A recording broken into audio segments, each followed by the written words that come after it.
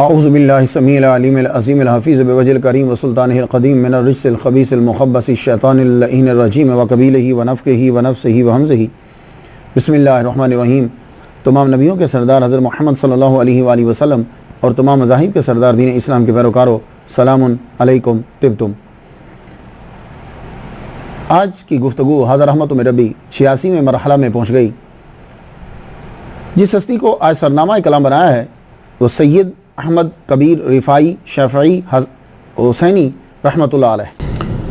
آپ کی تاریخ ولادت 15 رجب 512 ہجری 31 اکتوبر 1118 عیسوی ہے۔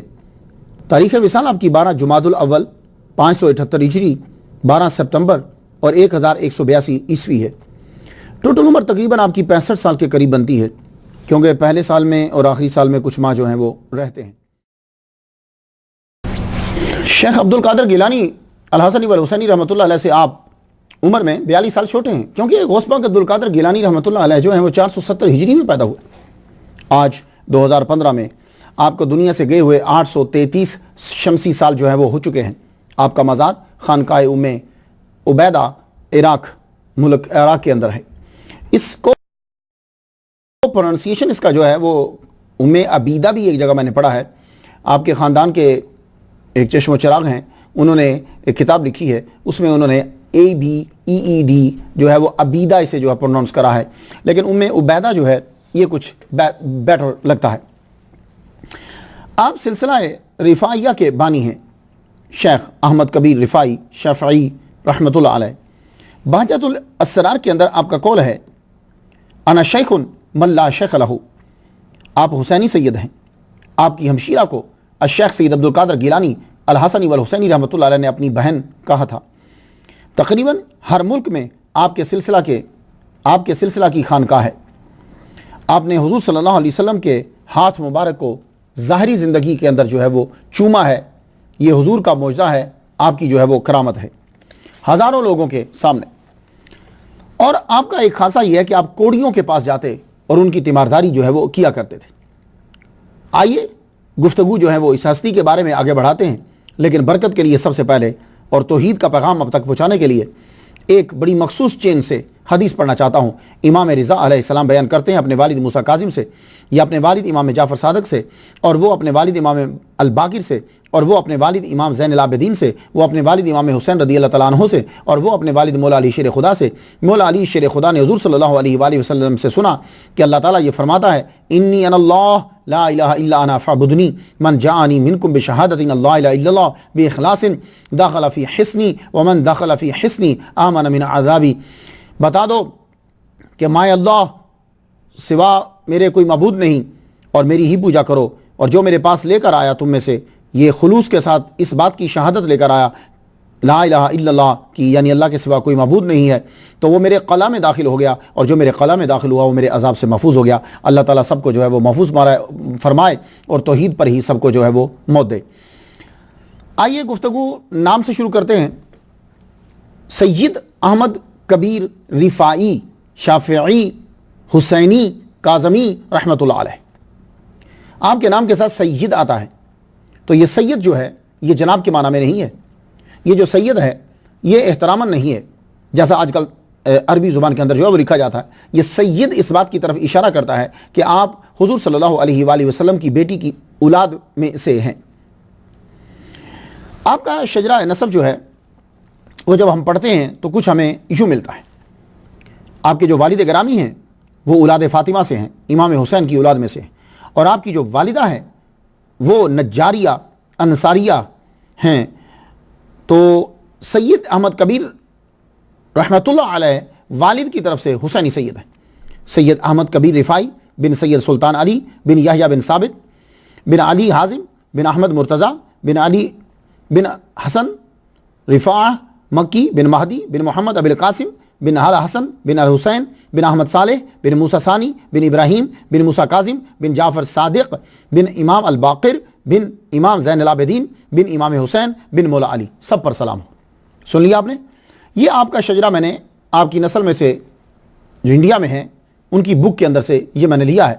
تو آپ جو ہیں حسینی سید ہیں، آپ کا شجرہ حضرت امام حسین رضی اللہ تعالیٰ عنہ کے ساتھ جا کر ملتا ہے، اور آپ کاظمی ہیں، آپ کے شجرہ نسب کے اندر امام موسیٰ کاظم جو ہیں وہ آتے ہیں۔ اب آ جائیے، دوسرا آپ کا جو اصل نام ہے وہ احمد ہے۔ یہ احمد مذہبی اور تاریخی اہمیت کا حامل ہے۔ یہ نام ہمارے نبی محمد مصطفیٰ صلی اللہ علیہ وآلہ وسلم کا آسمانی نام ہے۔ قرآن مجید کے اندر یہ نام صرف ایک مرتبہ آیا ہے، احمد، اور وہ بھی آسمانی نے بتایا۔ میں آسمانی کیوں کہہ رہا ہوں؟ اس لیے وہ کلیمۃ اللہ ہیں، بغیر باپ کے پیدا ہوئے اور ابھی تک وہ آسمان میں ہیں، اس لیے میں ان کو آسمانی کہہ رہا ہوں۔ انہوں نے جب اپنے لوگوں کے سامنے حضور صلی اللہ علیہ وآلہ وسلم کی تعریف کی تھی تو تعریف کرتے ہوئے انہوں نے یہ کہا تھا کہ مبشرم برسول یاتی من بعدی اسمہ احمد، میں بشارت دینے والا ہوں اس رسول کی جو میرے بعد آئے گا، اور نام بھی بتا دیا کہ کیونکہ کوئی آ کے کہہ سکتا ہے جی میں ان کے بعد آیا ہوں، تو کہا اسمہ احمد، ان کا نام احمد ہے۔ تو محمد مصطفیٰ صلی اللہ علیہ وآلہ وسلم نے دنیا میں پھر آ کر فرما دیا کہ آسمان پہ میرا نام احمد ہے اور زمین میں میرا نام محمد ہے۔ تو یہ احمد نام ایسا نام ہے کہ عیسیٰ علیہ السلام کے بیان کرنے سے قبل کسی بندے کا یہ نام نہیں ہے، محمد مصطفیٰ صلی اللہ علیہ وآلہ وسلم کا ہی یہ نام ہے، یہ بات یاد رکھیے۔ لیکن ایک بات میں یہاں عرض کرنا چاہتا ہوں کہ عیسیٰ علیہ السلام کے تقریباً 600 سال بعد، کچھ سال آپ کم کر لیجئے، تقریباً 600 سال کے بعد محمد مصطفیٰ صلی اللہ علیہ وسلم نے ظہور فرمایا۔ تو عیسیٰ علیہ السلام اپنے لوگوں حواریوں کے سامنے بیٹھ کر حضور کا نام بتا رہے ہیں۔ میں آپ لوگوں سے پوچھ سکتا ہوں کہ نام چیز کا کب رکھا جاتا ہے؟ جب چیز ہوتی ہے پھر اس کا نام رکھا جاتا ہے۔ وہ چیز خارج میں ہو یا آپ کے ذہن کے اندر ہو، تو آپ چیز کا ہونا ضروری ہے، پھر آپ اس کا نام رکھتے ہیں۔ کوئی بھی چیز ہے، وہ چیز جب وجود میں آتی ہے تو پھر اس کا آپ نام رکھتے ہیں۔ تو بس مجھے اتنا بتا دیجئے، نبی کب ہوتا ہے، نبی کب نہیں ہوتا ہے، مجھے اس گفتگو میں نہیں پڑھنا۔ بھائی ہم تو صوفیوں کے در کے ماننے والے ہیں، آل رسول کے در کے نوکر ہیں۔ میں اتنا پوچھتا ہوں کہ اگر نبی 40 سال میں ہی بنا ہے تو یہ احمد نام عیسیٰ علیہ السلام 600 سال پہلے کیسے بتا رہے ہیں؟ اتنا میرا سوال تھا۔ 600 سال پہلے حضور کا نام احمد کیوں بتا رہے ہیں، جبکہ آپ اپنی لائف کے اندر یہ طے کر چکے ہو کہ نام تب ہوگا جب چیز ہوگی، تبھی رکھتے ہیں نا۔ اب وہ چیز کا وجود جو ہے وہ ذہنی ہو یا خارجی ہو، تو وجود تو ہوگا۔ تو محمد مصطفیٰ صلی اللہ علیہ وآلہ وسلم کا اگر نام عیسیٰ علیہ السلام احمد بتا رہے ہیں 600 سال پہلے، تو مان لو کہ محمد مصطفیٰ صلی اللہ علیہ وسلم کہیں ہیں۔ اب کس حالت میں ہیں یہ آپ طے کر لیجئے، تو پھر نور کا مسئلہ بھی حل ہو جائے گا۔ تو کہیں نہ کہیں کسی نہ کسی حالت میں ہیں۔ تو احمد یہ ہمارے نبی محمد مصطفیٰ صلی اللہ علیہ وسلم کا سب سے پہلے نام ہوا، اس کے بعد پھر آپ کے امتیوں نے رکھنا شروع کر دیا۔ تو آج جس ہستی کے بارے میں گفتگو ہے ان کا نام بھی احمد۔ اب یہ احمد نام آپ کا کیوں رکھا؟ کوئی اور نام بھی رکھ سکتے تھے، محمد رکھ لیتے، کوئی اور نام رکھ لیتے، احمد کیوں رکھا؟ تو اب ہمیں جانا پڑے گا پھر ہسٹری کے اندر۔ قلائد الجواہر یہ کتاب کا نام ہے، 286 جو ہے وہ صفحہ ہے۔ ایک بات آپ کو سنا دیتا ہوں، آپ کی ولادت سے 40 روز قبل سید احمد کبیر رفاعی رحمۃ اللہ علیہ کی ولادت سے 40 دن قبل محمد مصطفیٰ صلی اللہ علیہ وسلم کا دیدار ہوا۔ کن کو دیدار ہوا؟ آپ کے ماموں کو۔ آپ کے ماموں بہت بڑے ولی اللہ تھے، بہت بڑے، شیخ منصور انصاری، زبردست عالم، زبردست صوفی، بہت ولی کامل تھے، پیدائشی ولی کامل۔ آپ کو دیدار ہوا تو حضور صلی اللہ علیہ وآلہ وسلم فرماتے ہیں تمہاری بہن کے یہاں ایک لڑکا ہوگا، اس کا نام احمد رکھنا۔ یہ حضور نے پہلے سے بتا، نام احمد رکھنا، اور سنو اس کی تربیت کے لیے اسے بھیجنا شیخ علی واسطی کے پاس بھیجنا کہ وہ اس کی تربیت کرے۔ تو 40 روز پہلے جب یہ بتا دیا گیا تو آپ کے ماموں اللہ اکبر جل شانہ محمد مصطفیٰ صلی اللہ علیہ وآلہ وسلم کا بڑا قرب، ویسے بھی بنو نجار قبیلے سے، اور آپ کو پتہ ہی ہے بنو نجار قبیلہ حضور کا ننہال ہے۔ یہ تو بولو طلع البدر علینا من ثنیۃ الوداع، وہ یاد آ گیا کچھ؟ وہ بنو نجار کی بچیاں جو دف بجا کر حضور کی آمد کی خوشی منا رہی تھی، تو یہ انہی کی نسل سے ہیں۔ تو یہ بنو نجار ہے، نجاریہ، تو انصاری ہیں، یہ مدینہ کے ہیں۔ تو یہ ابھی شیخ منصور جو ہیں اپنی والدہ کے پیٹ میں تھے۔ میں ایک بات بتا دوں تاکہ آپ کو معلوم ہو جائے کہ شیخ سید احمد کبیر رفاعی رحمۃ اللہ علیہ کے ماموں کتنے بڑے مقام پر ہیں۔ آپ کی ولادت قریب ہے تو آپ کی والدہ محترمہ جو ہیں وہ ایک بزرگ تھے اس دور کے، شیخ ابو محمد رحمۃ اللہ علیہ۔ ان کے پاس کبھی کبھی دعا کروانے کے لیے جاتی تھی. بڑے بزرگ تھے. یہ دعا کروانا, بزرگوں کے پاس جانا, یہ بڑا پرانا سلسلہ ہے. اب یہ دیکھ لیجیے نا, کتنا پرانا ہے یہ سلسلہ. تو یہ کوئی ہندوستان میں شروع نہیں ہوا, نہ یہ بدعت ہے نہ شرک ہے. یہ عربیوں کے اندر سے شروع ہوا اور ہمارے ہاں بعد میں پہنچا ہے. یہ پہلے عربیوں میں ہی تھا, لیکن چونکہ ہم لوگوں کو وقت نہیں ملتا اسٹڈی کرنے کا, اس لیے ہم سمجھتے ہیں کہ شاید انڈیا کے اندر ہے, پنڈتوں اور ان لوگوں سے ہم نے, نہ ایسی کوئی بات نہیں ہے. تو ولیوں کی عزت کرنا, تعظیم کرنا, ان سے جا کے دعا کروانا, یہ تو نبیوں کے دور سے سلسلہ جاری ہے. ہاں, نبیوں کے پاس لوگ جایا کرتے تھے, پھر نبیوں کے بعد صحابہ کے پاس, صحابہ کے بعد پھر اولیاء کرام. یہ سلسلہ سارا بعد میں چلتا رہا اور اب بھی چل رہا ہے. تو آپ جاتی تھی شیخ ابو محمد رحمۃ اللہ علیہ کے پاس اور جا کے عرض کرتی کہ میرے لیے دعا. جو ہی دعا کروانے جاتی, وہ بڑے بوڑھے تھے, ان کے لیے اٹھنا بھی بڑا مشکل ہوتا تھا, لیکن وہ کھڑے ہو جاتے. آپ عرض کرتی, بابا آپ کھڑے مت ہوا کرو, آپ ہمارے بزرگ ہو, میں تو بس دعا کروانے کے لیے آتی ہوں. تو ذرا جملہ سنیے گا. تو فرمانے لگے, بیٹی جس بچے کی تم ماں بننے والی ہے نا, میں اس کے احترام میں کھڑا ہو جاتا ہوں. تو یہ شیخ منصور رحمۃ اللہ علیہ انصاری جو ہیں, ان کی ولادت کری تھی, جو سید احمد کبیر رحمۃ اللہ علیہ کے ماموں ہیں. کچھ بات سمجھ میں آ گئی آپ کے؟ اللہ اکبر جل شانہ. تو سید احمد کبیر رفاعی رحمۃ اللہ علیہ کو انہوں نے ہی پالا, انہی کی خانقاہ میں آپ نے تصوف کی تعلیم شروع کی, انہی نے آپ کو خلافت عطا فرمائی تھی. اور ان کا خاندانی سلسلہ جو ہے وہ حضرت زید انصاری رضی اللہ تعالیٰ عنہ سے جا کر ملتا ہے, اور یہ صحابی مصطفیٰ ہیں. تو آپ کے ماموں کو عوام جو ہے وہ باز الاشہب کے لقب سے پکارا کرتی تھی, گرے ایگل. اب آ جائیے دوسرا نام, احمد کبیر. یہ کبیر کیا ہے؟ کبیر جو ہے کا معنی ہوتا ہے بڑا, اس کی جمع آتی ہے کبار. تو کبیر جو ہے اللہ کے اسماء حسنہ میں سے ایک ہے, اللہ کے ناموں میں سے ایک نام ہے کبیر. لیکن بعد میں بڑے کے لیے استعمال ہونے لگ گیا. یہ بوڑھے کے لیے بھی استعمال ہوتا ہے, یہ استاد کے لیے بھی استعمال ہوتا ہے, اور یہ دولت مند کے لیے بھی استعمال ہوتا ہے, امیر کے لیے بھی استعمال ہوتا ہے. اصل میں اس کے معنی میں بڑھاپا پایا جاتا ہے, بڑا ہونا, بوڑھا ہونا, یہ دونوں پائے جاتے ہیں. بڑا ہونا, اب جب بڑا ہونا پایا جاتا ہے تو اس کے بعد جو بڑا ہوتا تھا, استاد نارملی بڑا ہی ہوتا تھا, تو مرتبے میں کوئی بڑا ہوتا تو اس کو کبیر کہنے لگ گئے. تو یہ کبیر کا معنی بڑا. اب آ جائیے سید احمد کبیر رفاعی. یہ رفاعی کیا ہے؟ یا جو ہے یہ نسبتی ہے, اصل میں یہ لفظ جو ہے وہ رفاعہ ہے. تو یا نسبتی ہوئی. تو رفاعہ جو ہے یہ آپ کے شجرہ کے اندر ایک صاحب ہیں حسن, ان کا نام جو ہے وہ رفاعہ پڑا, ان کی وجہ سے آپ کو رفاعی کہنے لگے, انہی کی نسبت کی وجہ سے. تو یہ رفاعہ, رفاعہ اور رفاعہ یہ تینوں پر نصیش ہے. را کے اوپر آپ تینوں پڑھ سکتے ہیں, زبر, زیر, پیش. رفاعہ, رفاعہ, رفاع. اسی لیے کسی جگہ پہ آپ رفاعی پڑھیں گے, کسی جگہ آپ کو رفاعی نظر آئے گا, کوئی رفاعی پڑھتا ہے. تو جس نے اپنی آسانی کے لیے جو چاہا اس کو اس نے اڈاپٹ کر لیا. تو معنی اس کا کیا ہوتا ہے؟ یہ جو رفاعہ یا رفاعہ یا رفاعہ ہوتا ہے, اس کا معنی ہوتا ہے آواز کی بلندی. آواز کی بلندی. آپ نے دیکھا پنجاب کے جتنے بھی علماء کرام ہوتے ہیں وہ تقریر بڑے زور سے کرتے ہیں. اس کا مطلب یہ نہیں کہ وہ بے ادبی کر رہے ہیں. کوئی بھی پنجاب کا جو مولوی ہے وہ آہستہ تقریر کر ہی نہیں سکتا, یہ بات یاد رکھیے گا. اس کے جینیٹک کے اندر ہے, اس کا سٹائل یہ ہے, وہ تقریر بہت بلند آواز سے کرتا ہے, جبکہ اس کو معلوم ہے کہ میرے لنگس خراب ہو جائیں گے یہ چیزیں, لیکن وہ اس کے قبضے میں نہیں.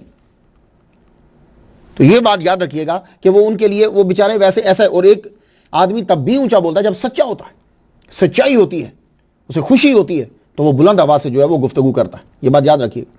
تو غصے کے ساتھ چیخنا بلا وجہ جو ہے وہ ممانعت ہوتی ہے. تو پنجاب کے علماء کرام جو ہیں, آپ انہیں دیکھیں, کوئی بھی ہوگا وہ بلند آواز سے گفتگو کرے گا, اس کی آواز کے اندر زور ہوتا ہے. تو آپ کے جد میں یہ رفاعہ کا جو ٹائٹل دیا گیا, اس سے یہ معلوم ہوتا ہے کہ ان کی آواز بڑی بلند تھی. اب آواز بلند ہونے کے دو معنی ہو سکتے ہیں. ایک, آواز کا بلند ہونا کا مطلب یہی ہے کہ آواز کا جو ہے وہ اس کی وائس بہت لاؤڈ ہے. ایک مطلب یہ ہوتا ہے کہ اس کی آواز بڑی بلند ہے کہ یعنی جب وہ بولتا ہے تو سب مانتے ہیں. ایک یہ بھی مطلب ہوتا ہے. تو ہو سکتا ہے کہ سید احمد کبیر رفاعی رحمۃ اللہ علیہ کی جد میں یہ جن کا یہ لقب پڑا, ان کی وہ سردار ہوں قبیلے کے, ان کی آواز جو ہے جب وہ بولتے ہوں تو سب کے سب ان کے حکم کو تسلیم کرتے ہوں. یہ بھی معنی ہو سکتا ہے. اور ویسے رفاع کا معنی عالی مرتبہ بھی ہوتا ہے. تو اس میں تو کوئی شک ہی نہیں. ایک لفظ ہے رفع، عین کے اوپر جو ہے وہ جا کر جسم آ جائے گی، تو اس کا معنی ہوتا ہے کھیتی میں دانے کا موٹا ہونا. بات کوئی سمجھ میں آ گئی؟ آئیے نام پہ جب بات ہوئی تو شافعی اس لیے ہے کہ آپ فقہ کے اندر، جورسپروڈنس کے اندر آپ امام شافعی رحمۃ اللہ علیہ کے پیروکار فالورز تھے. سلطان سید علی، یہ آپ کے والد گرامی کا نام ہے. سید احمد کبیر رفاعی رحمۃ اللہ علیہ کا جو خاندان ہے یہ بلاد مغربیہ میں رہتا تھا. بلاد مغربیہ کسے کہتے ہیں؟ میں ابو مدین مغربی رحمۃ اللہ علیہ کی سیرت کے اندر مغربی کا ڈیٹیل بتا چکا ہوں. یہ اسپین، مراکش، اس سائڈ کے جو علاقے جو ہے نا یہ مغرب کہلواتے ہیں. تو یہ بلاد مغربیہ میں رہتے تھے. کچھ تو بالکل پیلسٹائن کے قریب بھی رہا، وہاں بھی کچھ دیر رہے. تو وہاں سے ہجرت کرتے ہوئے سید سلطان علی کے آباء و اجداد یہ بلاد مغربیہ سے آ کر بطائح کے قریب ام عبیدہ میں آ کر رہ گئے.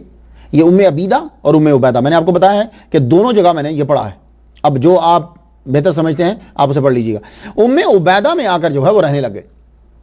تو سید علی حسینی جو ہیں، سلطان سید علی، ان کا نکاح جو ہے وہ نجار خاندان جو ہے شیخ یحییٰ نجاری انصاری رحمۃ اللہ علیہ کی بیٹی فاطمہ انصاریہ نجاریہ کے ساتھ ہوا. جب ان کے ساتھ نکاح ہو گیا تو اللہ تعالیٰ نے آپ کو رجب کے مہینہ 512 ہجری میں ایک عظیم بیٹا عطا فرمایا. اس وقت آپ ام عبیدہ بستی میں رہتے تھے جو واسط شہر کا حصہ تھی، اور بصرہ عراق میں ہے. یہ شہر جو 1119 کی بات ہے، تب بغداد میں عباسی خلیفہ مستشرد باللہ حکومت کر رہا تھا. اس کا دور حکومت جو ہے یہ 1118 میں شروع ہوا اور 1135 تک رہا. یہ خلیفہ سید احمد کبیر رفاعی رحمۃ اللہ علیہ سے 1 سال بڑا تھا، لیکن 47 سال پہلے دنیا سے چلا گیا. تو مستشرد باللہ کے دور کے اندر سید احمد کبیر رفاعی رحمۃ اللہ علیہ جو ہے وہ پیدا ہوئے رجب کے مہینے میں اور 512 ہجری. اب بچپن میں بچہ جو ہے وہ اپنے گھر کے اندر جو چیزیں ہیں وہ دیکھتا ہے. اصل میں تو اس کے پہلے 3-4 سال ہی ہوتے ہیں. تو عربی جو ہوتے ہیں آپ کو معلوم ہی ہے، مذہبی لوگ ہوتے ہیں. پرانے دور کے اندر قرآن، حدیث، یہ چیزیں وہ ضرور پڑھاتے تھے جو بیسی ان کے عمل کے اندر ہی، جو حضور صلی اللہ علیہ وآلہ وسلم سے قریب ہے، اس کے اندر یہی ہوتا تھا کہ عمل کے اندر حدیث شامل ہوتی تھی. الگ سے پڑھانے کی ضرورت نہیں ہوتی تھی کہ دائیں ہاتھ سے کھاؤ، یا وہ عمل ہی شروع ایسا کر دیتے تھے. 7 سال جو ہے وہ آپ نے اپنے والد گرامی کے ساتھ گزارے اسی بستی کے اندر. اور آپ نے انہی 7 سال کے اندر شیخ عبد السمیع حربونی رحمۃ اللہ علیہ سے قرآن بھی حفظ کرا. تو 7 سال کی عمر میں آپ قرآن مجید حفظ کر چکے تھے. ہمارے بچے جو ہیں وہ 7 سال میں ہم اس کو مسجد میں بھیجتے ہیں. بچے کو 4.5-5 سال کا جب ہو جائے تو کوشش کرا کرو آپ بھیجنا شروع کر دو اس کو. وہ فیملیئر ہو، بیٹھے کچھ پڑھے. پرانے دور کے اندر تو 7 سال میں بچہ قرآن حفظ کر لیتا تھا. ہمارے بچے جو ہیں وہ بھی قرآن ناظرہ بھی بڑا مشکل ہوتا. تو 7 سال کی عمر میں سید احمد کبیر رفاعی رحمۃ اللہ علیہ نے قرآن مجید حفظ کر لیا. 7 سال جب آپ کی عمر ہو گئی تو آپ کے والد گرامی ایک دن بغداد گئے. بغداد جب پہنچے تو وہاں بیمار ہو گئے. بصرہ سے بغداد. تو آپ جب بغداد آئے تو بیمار ہو گئے، اور اسی بیماری کی حالت میں آپ دنیا سے کوچ کر گئے. 519 ہجری میں ان کا مزار بھی بغداد کے اندر ہی ہے، ملک عراق میں. اب جب والد گرامی کا سایہ اٹھ گیا تو اب ماموں جو تھے شیخ منصور انصاری رحمت اللہ علیہ، آپ نے اب جو ہے نا وہ حکم بھیجا کہ آپ اپنی بستی سے اٹھ کر دریائے دجلہ کے پاس آ جاؤ، جسے ٹائگرس ریور کہلاتا ہے جو آج کل. دریائے دجلہ کے پاس بلا لیا کیونکہ آپ یہاں رہتے تھے. تو یہاں جب بلا لیا، اور یہاں زیادہ پڑھنا اور مزید تعلیم جو ہے وہ آسانی تھی، اب تب وہیں رہتے تھے. آپ نے پھر ان کو اپنے پاس بلا لیا، اپنی بہن کو بھی اور اپنے یہ جتنے بھانجے یہ رشتہ دار ان کو بھی بلا لیا. جب بلایا تو اس وقت وہاں اس دور کے مشہور مفکر کون تھے؟ شیخ علی واسطی، اللہ اکبر جل شانہ. یہ شافعی فقہ کے بہت بڑے مفتی تھے اور تصوف کے بھی ماہر تھے. آپ نے اپنے بیٹے کو لا کر ان کے پاس چھوڑ دیا. یہاں آپ جب پڑھنے لگے تو کیا گفتگو ہوئی. بچے جو ہوتے ہیں بچپن سے ہی ان کی باتوں سے پتہ چل جاتا ہے کہ یہ بڑے ہو کر کس مقام پر پہنچے گا. اور یہ چیز ان سے صادر اس لیے ہوتی ہے، اللہ تعالیٰ کرواتا ہے. استاد کی توجہ پھر اس کی جانب مبذول ہو جاتی ہے کہ یہ بچہ ذہین ہے، مجھے اس کے اوپر خاص طور پر توجہ دینا ہے. ویسے تو شیخ منصور کا اپنا خاندان ہی بڑا ٹاپ کا خاندان ہے. اب جب شیخ منصور چھوڑ گئے ہیں تو لیکن ایک پھر جو ہے وہ بڑی ایک عجیب سی بات ہوئی. آپ جب کتابیں شروع کی آپ پڑھنے لگے تو کتابوں کے اندر اگر آپ لوگ نے نحو میر یا مذہبی جو کتابیں ہیں ان میں سے کوئی پڑھی ہے تو اس کے اندر اکثر مثال دینے کے لیے سمجھایا جاتا ہے ضرب زید عمرا، زید نے عمر کو مارا. تو اس سے مثالیں بھی بہت ساری واضح ہوتی ہیں. جب ہم نے ترکیب کرنا ہوتی ہے تو ضرب فعل، زید فاعل، عمرا مفعول، تو فعل اپنے فاعل اور مفعول سے مل کر جمع فعلیہ خبریہ ہو گیا. تو یہ زید فاعل ہے اس طرح. تو جب پڑھانے لگے ضرب زید عمرا تو آپ پوچھتے ہیں، سید احمد کبیر رفاعی رحمۃ اللہ پوچھتے ہیں زید نے عمر کو مارا یہ واقعی مارا؟ کہنے لگے نہیں واقعی نہیں مارا، حقیقت میں نہیں مارا. تو کہنے لگے جب مارا نہیں ہے تو جھوٹ کیوں بول رہے؟ اب آپ کیا سمجھتے ہیں کہ اس سے بالکل تعلیم کو بند کر دیا گیا؟ نہیں، لیکن دیکھیے ذہن دیکھیے بچے کا. تو کہہ رہے ہیں کہ جب زید نے مارا نہیں ہے عمر کو تو پھر آپ یہاں بیان کیوں کر رہے ہیں؟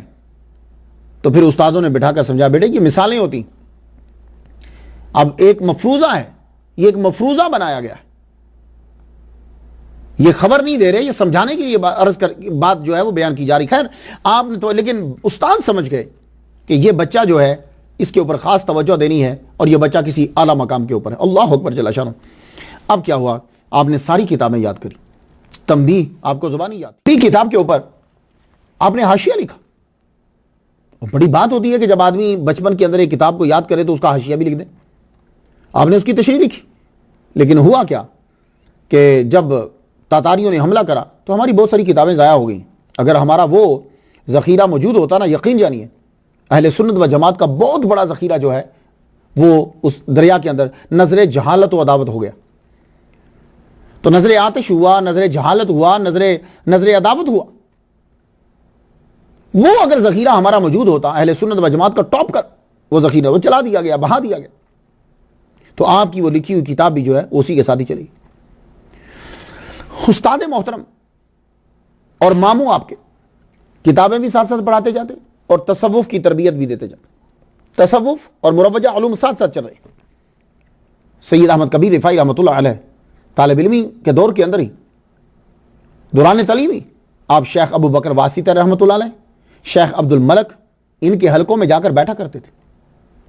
تو کہاں گے وہ لوگ جو کہتے ہیں کہ تصوف جو ہے وہ عیسائیوں سے سیکھا ہے، تصوف جو ہے وہ ہندوؤں سے سیکھا ہے؟ کہاں گے وہ لوگ؟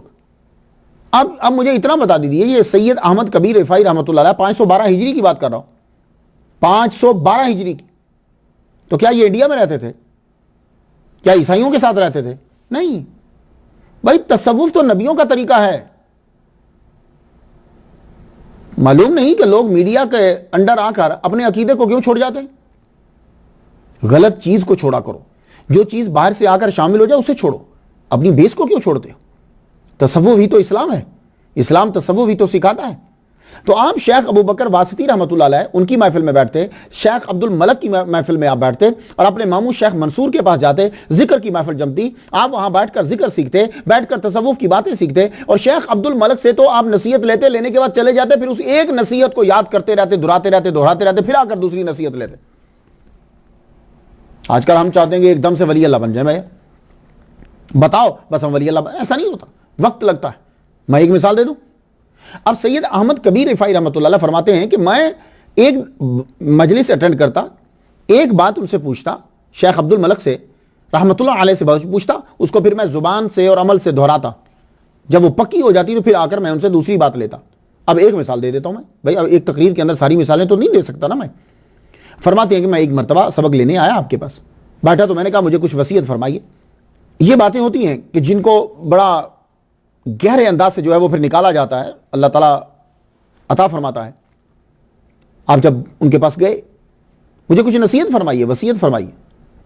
فرما لگے احمد، ادھر ادھر دیکھنے والا واصل نہیں ہوتا، شک کرنے والا کامیاب نہیں ہوتا. جس کو شیخ پر اعتماد نہ ہو وہ محروم رہتا ہے، اور جس کو خود میں نقصان نظر نہ آئے وہ نقصان میں رہتا ہے. آئے آئے آئے. کہتے ہیں میں 1 سال تک، غور سے سنیے گا، میں 1 سال تک اپنے شیخ کی اس بات کو زبان سے دہراتا رہا.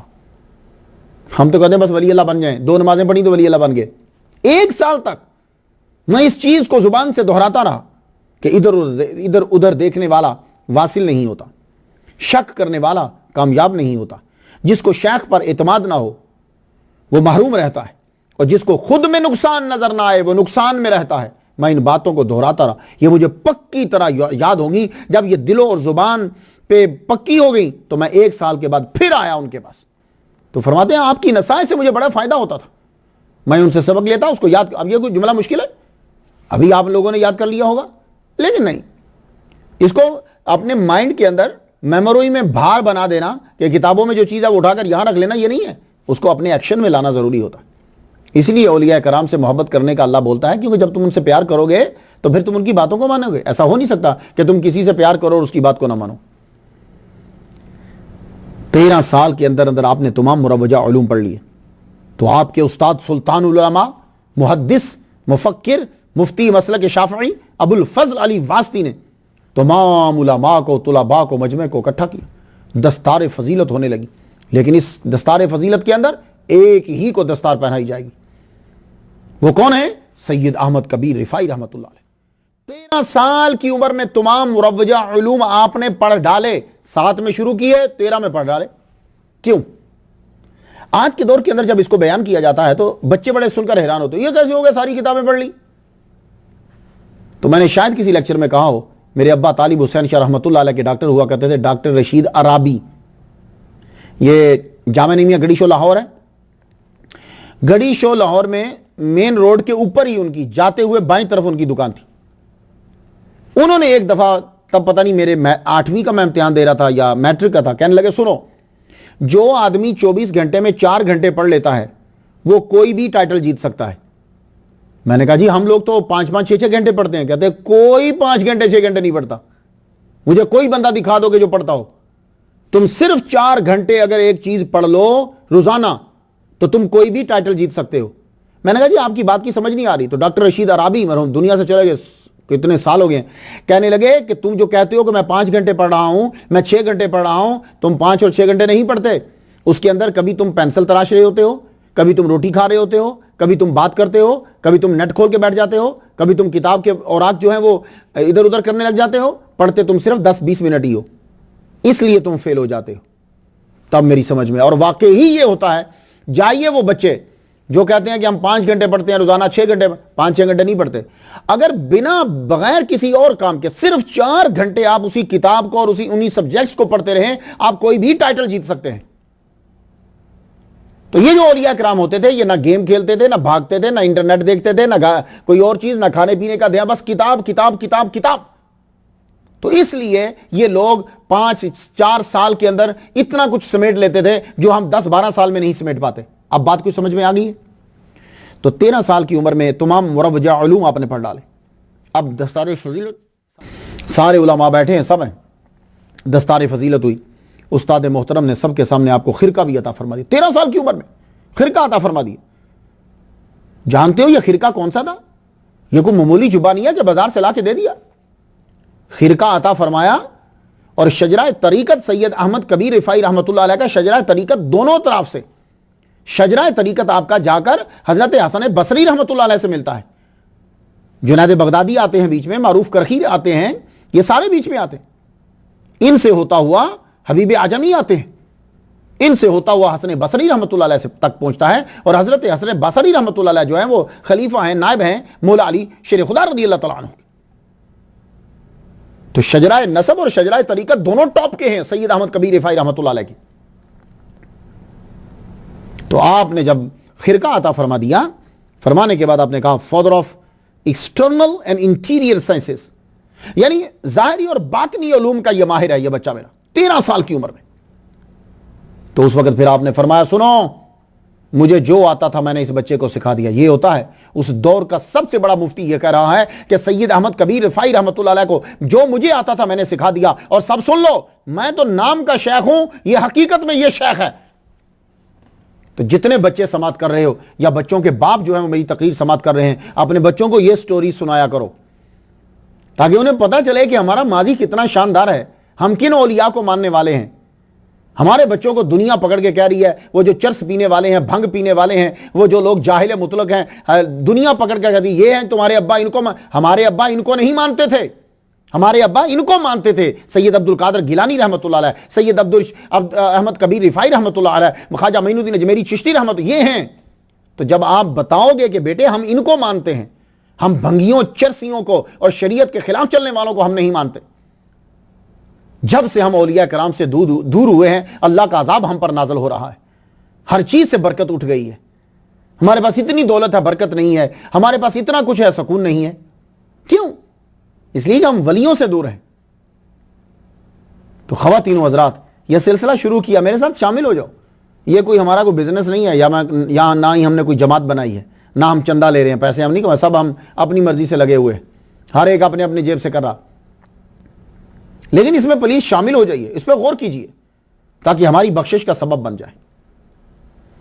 تو 13 سال کی عمر کے اندر پیر یہ کہہ رہا ہے کہ میں شیخ نہیں ہوں، حقیقت میں شیخ سید احمد کبیر رفاعی ہے جس کی عمر 13 سال ہے۔ اب بڑی بات ہوتی ہے کہ جب بچہ فارغ ہو جائے جس مدرسہ یونیورسٹی سے وہیں پڑھانے لگ جائے، یہ بڑا اعلیٰ مقام ہوتا ہے، یہ اس کی قابلیت کی، یہ ذہانت کی دلیل ہوتی۔ آپ نے کچھ عرصہ وہاں رہ کر پڑھایا، وہاں جب رہ کر پڑھایا تو ایک دن آپ کے ماموں آ گئے، چند سال گزرے، آپ کے ماموں شیخ منصور رحمۃ اللہ علیہ تشریف لائے، کہنے لگے بیٹے یہاں مدرسہ میں تو بہت سے اساتذہ ہیں لیکن تمہیں بستی میں واپس جانا ہے۔ وہاں نانا رہا کرتے تھے، اصل تو ام عبیدہ ہی ان کی بستی تھی، تو بیٹے تمہیں وہاں جانا ہے، وہاں خانقاہ کا نظام سنبھالنا ہے، وہاں لوگوں کو تیری ضرورت ہے، تو بیٹے چل وہاں چل۔ 13 سے 27 کچھ سال وہاں پڑھایا، اس کے بعد 27 سال تک آپ تدریس پڑھا رہے۔ تو ماموں کے کہنے پر آپ واپس آ گئے، اپنے آبائی گاؤں آئے، ٹھیک ہے، وہاں آپ پڑھانے لگے۔ لیکن یہاں ایک سوال اٹھتا ہے، یہ بار بار ماموں کا نام آ رہا ہے بیچ میں، کیا ماموں کے اپنے بچے نہیں تھے؟ ماموں ان پر دھیان کیوں دیتے تھے؟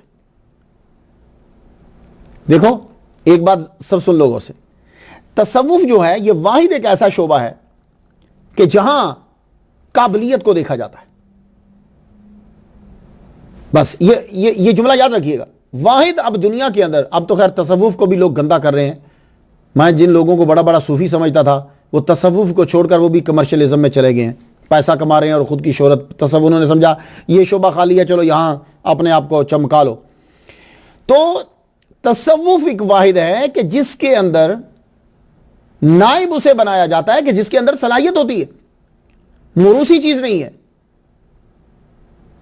جسے قابلیت آپ دیکھ لیجیے، آپ خواجہ معین الدین اجمیری چشتی دیکھ لیجیے، بابا فرید الدین گنج شکر دیکھ لیجیے، ان لوگوں نے کیا اپنے بیٹے بھائیوں بھتیجوں کیا ان کو بنایا تھا؟ نہیں، کسے بنایا تھا؟ وہ اپنے مریدوں میں جس میں قابلیت دیکھتے تھے اسے دے دیتے تھے۔ بابا فرید کا جملہ یاد ہے جب نظام الدین اولیاء تشریف لائے تھے، کہا تھا کہ میں سوچ تو رہا تھا کہ ان کے بارے میں، لیکن تمہارا آرڈر آ گیا، کیوں؟ صلاحیتیں تیرے اندر زیادہ ہیں۔ تو یہاں صلاحیتوں کو دے گا۔ تو اب شیخ منصور رحمۃ اللہ اتنے بڑے ولی اللہ ہیں تو اپنے بیٹوں کو کیوں چھوڑ دیتے تھے؟ اپنے بیٹوں کو آگے لاتے نا، اپنے بیٹوں کے خانقاہ ان کے سپرد کرتے۔ لیکن انہوں نے سید احمد کبیر رفاعی رحمۃ اللہ اپنے بھانجے کو جا کر آگے کیوں کیا؟ تو بھائی دیکھ لو، اولیاء جو ہیں وہ اقربا پروری نہیں کرتے۔ وہ یہ نہیں ہوگا کہ ہماری تنظیم کا وائس پریزیڈنٹ بیٹا، وائس چیئرمین پھر بیٹا، پھر آگے وہ اپنی اولاد کے اندر نہ وہ دیکھیں گے قابلیت کس کے اندر ہوتی ہے۔ تو شیخ منصور رحمۃ اللہ علیہ نے اپنی خانقاہ جو سپرد کی یا دھیان دیتے تھے تو ان کی طرف کیوں دیتے تھے؟ لو سن لیجئے، یہی اعتراض جو آج آپ کے ذہن میں ابھر سکتا تھا، یہی اعتراض اس دور کے اندر بھی کسی نہ کسی کے ذہن میں اٹھا۔ تو جب اس نے شیخ منصور رحمۃ اللہ علیہ سے یہ پوچھا تو آپ نے فرمایا اچھا چلو بیٹھو، تم ابھی تمہیں دکھاتے ہیں۔ یہ ابھی ابتدا کی دور تھی، 27 سے بھی پہلے کی۔ آپ نے 3 مرغیاں اپنے 2 بیٹوں کو ایک ایک اور ایک سید احمد کبیر رفاعی رحمۃ اللہ علیہ کو دے دی، کہا جاؤ تینوں سے یہ بولا جاؤ بیٹو جا کر ذبح کر کے لاؤ، اور وہاں ذبح کر کے لانا کوئی نہ دیکھتا ہو۔ یہ بات آپ کو بہت سے اولیاء میں ملے گی تربیت کے دوران، لیکن ان کی بھی ہے۔ اب آپ کے شیخ منصور رحمۃ اللہ علیہ کے جو 2 بیٹے تھے وہ گئے کہیں دور، ایک کمرہ تھا، اس کمرے کو بند کر کے وہ جو ہے ذبح کر کے لے آئے، لیکن سید احمد کبیر رفاعی رحمۃ اللہ علیہ جو ہیں وہ زندہ مرغی واپس لے آئے۔ تو آپ نے پوچھا بیٹے زندہ کیوں لے آئے ہو؟ کہا ماموں آپ بولے تھے کہ اسے وہاں ذبح کرنا جہاں کوئی نہ دیکھ رہا ہو، تو میں جہاں جاتا تھا اللہ وہاں ہوتا تھا۔ سمجھ آ گئی آپ کو بات کی؟ تو یہ لوگوں کے یہ ہے بات. اور سارے علوم، سارے چلے اور تمام تربیت کا اینڈ کیا ہے؟ یہ کہ تمہیں یہ خیال پیدا ہو جائے کہ اللہ ہر وقت ہر جگہ ہمارے ساتھ ہے، بس اس کو لانا ہوتا ہے. یہی چلے، یہی تعلیم، یہی کتاب، یہی قرآن، یہی حدیث، ہر چیز سے یہی تو سکھانا ہے. تو اگر وہ بچہ وہیں پہلے پہنچ گیا ہے تو بس اب تو بس خوبصورتی ہی بنانی ہے. یہ تھی وجہ. تو شیخ منصور رحمۃ اللہ علیہ اپنے بھانجے پہ بہت زیادہ توجہ دیا کرتے. 27 سال تک آپ نے خانقاہ کے اندر پڑھایا، بھی تربیت و تدریس سب چیزیں جاری. آپ کی عمر جب 27 سال ہوگی تو ایک روز آپ کے ماموں شیخ منصور رحمۃ اللہ علیہ نے تمام مریدین کو اکٹھا کر لیا. تمام مریدین کو اکٹھا کرنے کے بعد فرمان لگے، سنو سب، آج میں اپنا خرقہ اپنے بھانجے کو دے رہا ہوں. لو، بیٹوں کو چھوڑ دیا، بھانجے کو دے رہا ہوں. کوئی ہے ایسا عاشق مصطفیٰ؟ آج کل تو مولوی جب تقریر کر رہا ہو تو سٹیج پر کسی اور مولوی کو تقریر نہیں کرنے دیتا. کیوں؟ اس لیے کہ کہیں وہ زیادہ نمبر نہ لے جائے، اس کی تقریر اچھی نہ ہو جائے. تو وہ کسی اور کو آگے کیا آنے دے گا؟ نہیں، کسی کو آگے نہیں آنے دے. یہ صرف آپ کو تصوف کے اندر نظر آئے گا کہ وہ جو ولی کامل ہے وہ خود بیٹھ جائے گا، کہے گا آپ بڑھو آگے، جس کی خوبی ہے اس کو اجاگر کرو. اور آج کل تو مولوی یہ چاہے گا کہ مجھے پیسے زیادہ مل جائیں، میں بزنس کلاس میں سفر کروں، اور مسجد کا مولوی اس کو تھوڑی سی تنخواہ دے دو، بس اس کی تنخواہ کم کر دے گا، اپنی بڑھاتا چلا جائے گا. لیکن ولی کامل اپنی کم کرتا جائے گا، شاگردوں کی بڑھاتا چلا جائے گا کہ دوسروں کو زیادہ دے دو. تو بس اس لیے تصوف کو اپنانا، اس کے اندر قربانی دوسروں کے لیے ہوتی ہے. تو آپ سب کے سامنے اعلان کیا، سنو آج میں اپنا خرقہ اپنے بھانجے کو دے رہا ہوں. اللہ اکبر جل شانہ. یہ خرقہ اپنے نانا حضرت سیدنا یحییٰ رحمۃ اللہ علیہ کے سلسلے سے چلا آ رہا. دونوں واسطے جو ہیں، دونوں طریقے، آپ کے نانا کا بھی اور شیخ علی واسطی جو ہیں ان کا بھی، دونوں کے حسن بصری رحمۃ اللہ علیہ سے جا کے ملتے ہیں. اللہ اکبر جل شانہ. تو لوگوں کو آپ نے فرمایا کہ ظاہری علوم کے ساتھ ساتھ باطنی علوم بھی یہ دیا کریں گے. یہ 539 ہجری کا واقعہ. خلفاء مریدین کی کثیر تعداد موجود تھی. اور آپ نے اعلان فرمایا میرے بعد میری سیٹ پر یہ ہوگا بچہ، اور میں تمام کو ہدایت کرتا ہوں کہ میرے بعد ان سے ہدایت لیں. 540 ہجری میں آپ کے ماموں کا وصال ہو گیا. پھر آپ نے مدرسہ اور خانقاہ دونوں کو یک وقت چلایا. آپ کو سمجھ میں آپ کیا گئے؟ اب یہ سلسلہ جو ہے، اب سید احمد کبیر رفاعی رحمۃ اللہ علیہ دونوں چیزوں کو لے کر چلے، ظاہری اور باطنی دونوں کو. 35 سال آپ کی عمر ہو گئی. ایک روایت کے مطابق آپ کی تدریس و تربیت کی بدولت 547 ہجری تک آپ کے مریدین کی تعداد 7 لاکھ تک پہنچ چکی تھی. علامہ شیخ بن محذب اپنی کتاب عجائب واسطہ میں لکھتے ہیں کہ صرف خلفاء کی تعداد 80,000 تھی. سید احمد کبیر رفاعی رحمۃ اللہ کے خلفاء کی تعداد 80,000 تھی 547 ہجری میں. تو مریدین کتنے ہوں گے؟ سوچ لیجیے نا، 80,000 جب خلفاء ہیں تو مریدین کتنے ہوں گے؟ آپ نے تدریس، تصنیف، تربیت، خانقاہ ایک عظیم درسگاہ بن گئی. قرآن پڑھایا جاتا، حدیث پڑھائی جاتی، فقہ پڑھائی جاتی. اور سید احمد کبیر رفاعی رحمۃ اللہ علیہ شافعی مسلک کے پیروکار تھے فقہ کے اندر. اب مدرسہ کے اندر بچوں کا بندوبست کرتی، بچے آتے رہتے، صوفیاء کا بھی بندوبست تھا. یعنی ایٹ اے ٹائم خانقاہ تھی اور مدرسہ دونوں تھا. یہ دونوں چلنے چاہیے. آج کل کیا ہے کہ مدرسہ تو ہے، خانقاہ نہیں ہے. اس کا نقصان کیا ہوتا ہے کہ مولوی جب پڑھ کر نکلتا ہے تو خشک ہوتا ہے. اس کے اندر علم تو ہوتا ہے، عمل کی تلخی نہیں ہوتی. وہ پھر جب پڑھتا جاتا ہے جب اللہ کا خاص کوئی کرم ہو جائے تو پھر وہ کہیں آ جاتا ہے. ادروائز وہ ملا کے اندر ہی ساری زندگی اسی کے اندر گزار کے نکل جاتا ہے. وہ دوسروں سے حسد کرتا ہے، پیسوں کے پیچھے بھاگتا ہے. یہ چیزیں اس کو نقصان دیتی ہیں آگے جا کے. تو مدرسہ اور خانقاہ جب اکٹھی چلتی ہے تو پھر وہ عمل کے اندر علم آ جاتا ہے سارے کا سارا. یہ بات یاد رکھیے. تو آپ نے مدرسہ اور خانقاہ کو، یہ سید احمد کبیر رفاعی رحمۃ اللہ علیہ، یہ ولی کامل، انہوں نے خانقاہ اور مدرسے کو اکٹھا چلایا. اب کیا ہوتا؟ شروع میں تو آپ پڑھاتے تھے صرف، پھر آپ نے تقریر شروع کر دی. تو آپ سوموار کو اور جمعرات کو مدرسہ بند کر دیتے. تو سوموار اور جمعرات کو کیا ہوتا؟ اس دن صرف تقریر ہوتی. 2 دن صرف تقریر ہوتی. آپ کسی خاص ٹاپک کے اوپر تقریر فرماتے. بعض اوقات تو لاکھوں کا مجمع ہوتا. 1000 تو نارمل تھے، ہزاروں تو 20,000 10,000 یہ نارمل ہوتی تھی بات. لاکھوں جب میلاد شریف ہوتا تھا، سالانہ میلاد شریف حضور صلی اللہ علیہ وآلہ وسلم کی ولادت، تو پھر تو لاکھوں کا مجمع ہوتا تھا۔ اب اگلی بات سن کر آپ حیران ہو جائیں گے، جتنے رفاعی سلسلہ کے پیروکار ہیں اور دوسرے، سید احمد کبیر رفاعی رحمۃ اللہ علیہ سارا خرچہ اپنی جیب خاص سے جو ہے وہ کرتے تھے، میلاد کا بھی، بچوں کے مدرسہ کا بھی، صوفیاء کی خانقاہ کا بھی آپ کی جیب خاص سے ادا ہوتا تھا۔ یہ ہے مجمع جو ہے وہ لاکھ تک پہنچ جاتا۔ آپ ذرا سنیے گا کہ اس مجمع کا نقشہ علامہ ابن جوزی کے نواسہ نے تحریر کیا۔ قلائد الجواہر صفحہ 290 پہ ہے، شیخ صالح یوسف ابو زکریا رحمۃ اللہ علیہ اس کو بیان کرتے ہیں، ذرا سنیے گا کیسے فرماتے ہیں۔ میں چلا گیا، شیخ صالح یوسف ابو زکریا رحمۃ اللہ بیان کرتے ہیں، یہ بہت بڑے فقیہ گزرے، کہتے ہیں جمعرات کو میں گیا، تقریباً مجمع 1 لاکھ کا تھا۔ اب میں آپ کے گھر کے گرد جمع ہے، کھانا ان سب کے لیے پکایا گیا اور آپ نے خود پکوایا، یعنی اپنی جیب خاص ہے، شیوخ بھی ہیں، عام پبلک بھی ہے، 1 لاکھ کو کھانا کھلایا گیا۔ کھانا کھلانے کے بعد تقریر شروع ہو گئی، سید احمد کبیر رفاعی رحمۃ اللہ علیہ آپ تقریر کرنے لگے۔ تو جب آپ تقریر کیا کرتے تھے لوگوں کے دل و دماغ کو چرا لیا کرتے تھے۔ کیا مطلب؟ دل چرا لیتے، دماغ چرا لیتے، پھر بس اپنی ہی وہ چیز چل رہی ہوتی۔ شیخ صالح یوسف ابو زکریا رحمۃ اللہ علیہ فرماتے ہیں کہ 200 سوالات پوچھے گئے آپ سے، 200 سوالات، آپ نے بڑے تحمل کے ساتھ 200 سوالات کے جواب دیے۔ یہاں آپ کسی سے 4-5 سوالات پوچھنے بعد چھڑے میں وہ کہتا تم بیٹھتا کہ میں تجھے بٹھاؤں۔ 200 سوالات پوچھے تو 200 سوالات کا جواب کوئی شکل جواب دے دیے۔ جواب دینے کے بعد شیخ صالح کہتے ہیں میں بڑا متاثر ہوا کہ یار کیا اللہ تعالیٰ نے علم عطا فرمایا سید احمد کبیر رفاعی رحمۃ اللہ علیہ کو۔ کہنے لگے اتنے میں ایک بندہ کھڑا ہو گیا، وہ سوال کرنے لگا، میں بھی کھڑا، میں نے کہا بیٹھ نیچے، کیا جو انہوں نے فرما دیا ہے وہ کافی نہیں ہے تمہارے لیے؟ تو سید احمد کبیر رفاعی رحمۃ اللہ علیہ کی نور بصیرت دیکھیے، آپ نے فوراً ان کا نام لے کے پکارا، نام لے کے پکارا، کہنے لگے صالح اے ابو زکریا چھوڑ دو، پوچھنے دو، جتنا چاہے یہ پوچھ لیں، قبل اس کے کہ یہ مجھے کھو دیں، آئے ہائے ہائے، قبل اس کے کہ یہ مجھے کھو دیں، پوچھنے دو ابو زکریا۔ لو اتنے لاکھ کے مجمع میں نام بھی ان کو پتا ہے۔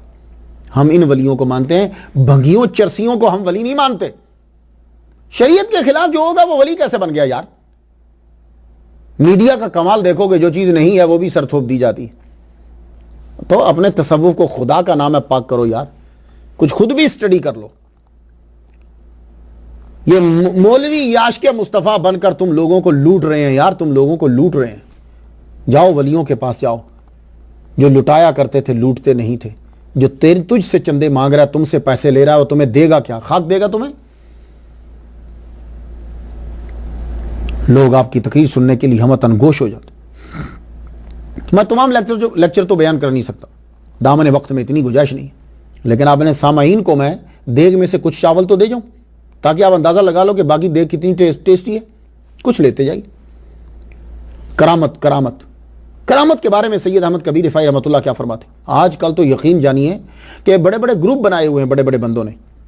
وہ گروپ کیا ہے؟ اس کو ٹریننگ دی جاتی ہے کہ تم نے جھوٹی کرامت بنانی کیسے، پھر وہ گروپ اس جگہ پہ جا کر لوگوں کو جھوٹی کرامتیں بیان کرتے ہیں۔ علامان الحفیظ، جھوٹی کرامت بیان کرنے والا دوزخ میں جائے گا۔ وہ معلوم ہے کیوں؟ کیونکہ کرامت کا تعلق اللہ سے ہوتا ہے، اللہ سے ہوتا ہے۔ آپ حیران ہوئے، یعنی اس کا صدور جو ہے وہ اللہ تعالیٰ کے فضل سے ہے، اور چونکہ اللہ تعالیٰ کا یہ فضل صادر ہو رہا ہے، ظاہر ہو رہا ہے ایک اس بندے سے جو نبی نہیں ہے، تو اس لیے اس کو کرامت بول دیا۔ اگر وہی اس کا فضل و کرم ظاہر ہو نبی سے تو اس کو معجزہ کہتے ہیں۔ تو تم نے ایک افترا باندھ دیا اللہ کے اوپر، تو اللہ پر جھوٹ باندھنے والا کبھی جنت میں جائے گا؟ خدا کا خوف کیا کرو، یہ جھوٹی کرامتیں مت بنایا کرو۔ عزت وہی ہوتی ہے جو اللہ دیتا ہے، جھوٹی کرامت کا پتہ چل جاتا ہے۔ ایک صاحب تھے، کہتے جی وہ بابا جی کو سب کچھ پتہ چل جاتا ہے، یہ جا کر نماز مدینہ شریف میں پڑھتے ہیں، ان کو ہر چیز کا پتہ چل جاتا ہے۔ وہ عورت بڑی ذہین تھی، اس نے کیا کیا کہ چاول اس نے اوپر رکھ کر چینی میٹھا نیچے رکھ دیا۔ میٹھا جب نیچے رکھ دیا، چاول دیے، تو پیر صاحب کہنے لگے کہ بی بی اس کے اوپر چینی نہیں ڈالی؟ نے کہا اٹھ دفع ہو جا یہاں سے، ویسے دعوے کرتا ہے مجھے ہر چیز کا پتہ چل جاتا، تجھے یہ نہیں پتہ چلا کہ چاولوں کے نیچے چینی ہے؟ جب چاولوں کے نیچے چینی نظر نہیں آ رہی تجھے تو تو مدینہ شریف کہاں جا کے نماز پڑھتا ہے؟ لوگوں کو دھوکہ دے رہا ہے، تو وہ کہیں نہ کہیں معلوم ہو جاتا ہے۔ یہ اچھی طرح یاد ہے مجھے، ایک بہت بڑے پیر صاحب ہیں، ان کے ساتھ والے جب پاکستان میں گاؤں میں جاتے ہیں تو جا کے لوگوں کو کہتے ہیں ہمارے پیر کی اتنی کرامت ہے کہ ہمارے پیر صاحب جب دروازے پہ جاتے ہیں تو باہر کے ملکوں میں دروازے خود بہت ان کی کرامت سے کھل جاتے ہیں۔ اب وہ گاؤں والے بیچارے بندوں کو کیا پتا ہو کہ یہاں دروازے سینسر والے ہیں، اب وہ اس کو کرامت ہے، تو وہ آدمی دوزخ میں جائے گا۔ کیوں؟ اس لیے کہ وہ جھوٹی، اللہ تعالیٰ کا ایک فضل و کرم ہے، کرامت جو ہے وہ جھوٹ کر رہا ہے، افطرا باندھ رہا ہے۔ تو وہ اولیاء کرام، ان کے مرید بھی وقت میں اولیاء کرام ہوتے تھے۔ اب آپ نے کیا فرمایا کرامت کے بارے میں، ذرا سن لیجئے۔ کہتے ہیں کرامت سے ولی کو خوش نہیں ہونا چاہیے۔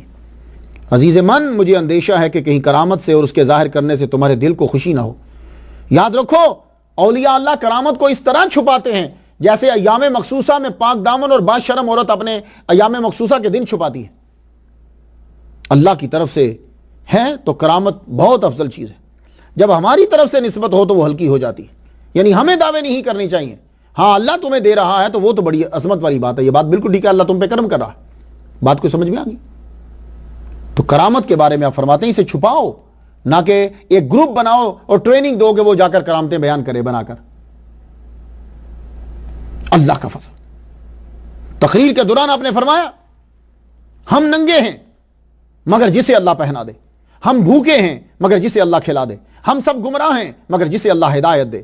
حقیقت یہی ہے، تو سنو، جس بندے پہ اللہ کا فضل ہو وہ صرف اللہ پہ نظر رکھے، اپنے اوپر نظر نہ کرے کہ میں لباس والا ہوں، میں مال والا ہوں، میں ہدایت والا ہوں۔ اللہ کا فضل نہ ہوتا تو ہم کچھ نہ ہوتے۔ یہ ہے ولی کام ہے، ولی تو اللہ کی طرف لے جاتے ہیں۔ یہ شرک کے گڑھ نہیں ہوتے، یہ توحید کے گڑھ ہوتے ہیں۔ حدود کی پاسداری تقریر کرتے ہو، سید احمد کبیر رفاعی رحمۃ اللہ علیہ کتنا زبردست نقطہ بیان کر رہے ہیں، حدود کی پاسداری کرو۔ میں تم سے کہہ دینا چاہتا ہوں کہ سعادت کی کنجی محمد مصطفیٰ صلی اللہ علیہ وسلم کی پیروی میں ہے۔ اگر خوش بختی چاہتے ہو، خوش بختی کی چابی چاہتے ہو تو نبی کی اطاعت کرنے میں تمہیں ملے گی۔ سنت کو معمولی سمجھ کر چھوڑ نہ دو۔ اگر تم نے سنت کو چھوڑ دیا تو سعادت کے بڑے دروازے کو بند کر دو گے۔ اور آج کل جاؤ دیکھ لو، تم چیک کر لو، لوگ سر کے اوپر پگڑی نہیں باندھتے، لوگ سر کے اوپر ٹوپی نہیں رکھتے، کہتے ہیں کہ یہ سنت ہی تو ہے۔ میلاد منانا ہو تو حدیث کا تقاضا کریں گے، پگڑی کے بارے میں حدیث ہے، کیوں نہیں مان رہے تم لوگ؟ داڑھی جو ہے وہ مٹھی سے کم نہیں تھی، حدیث ہے، کیوں نہیں مان رہے تم لوگ؟ میری بات آپ کی سمجھ میں آ رہی؟ نمازوں سے پہلے سنن پڑھنی ہے، بعد کے بعد سنت ہے، تم ساری چھوڑ کر جا رہے ہو، حدیث ہے، کیوں نہیں مان رہے تم لوگ؟ حضور صلی اللہ علیہ وآلہ وسلم کی اتنی حدیثیں جو ہیں، جو واضح حدیثیں ہیں، وہ چھوڑ کے کہیں سے ڈھونڈ کے ایک لے آئیں گے شرارت بازی کے لیے۔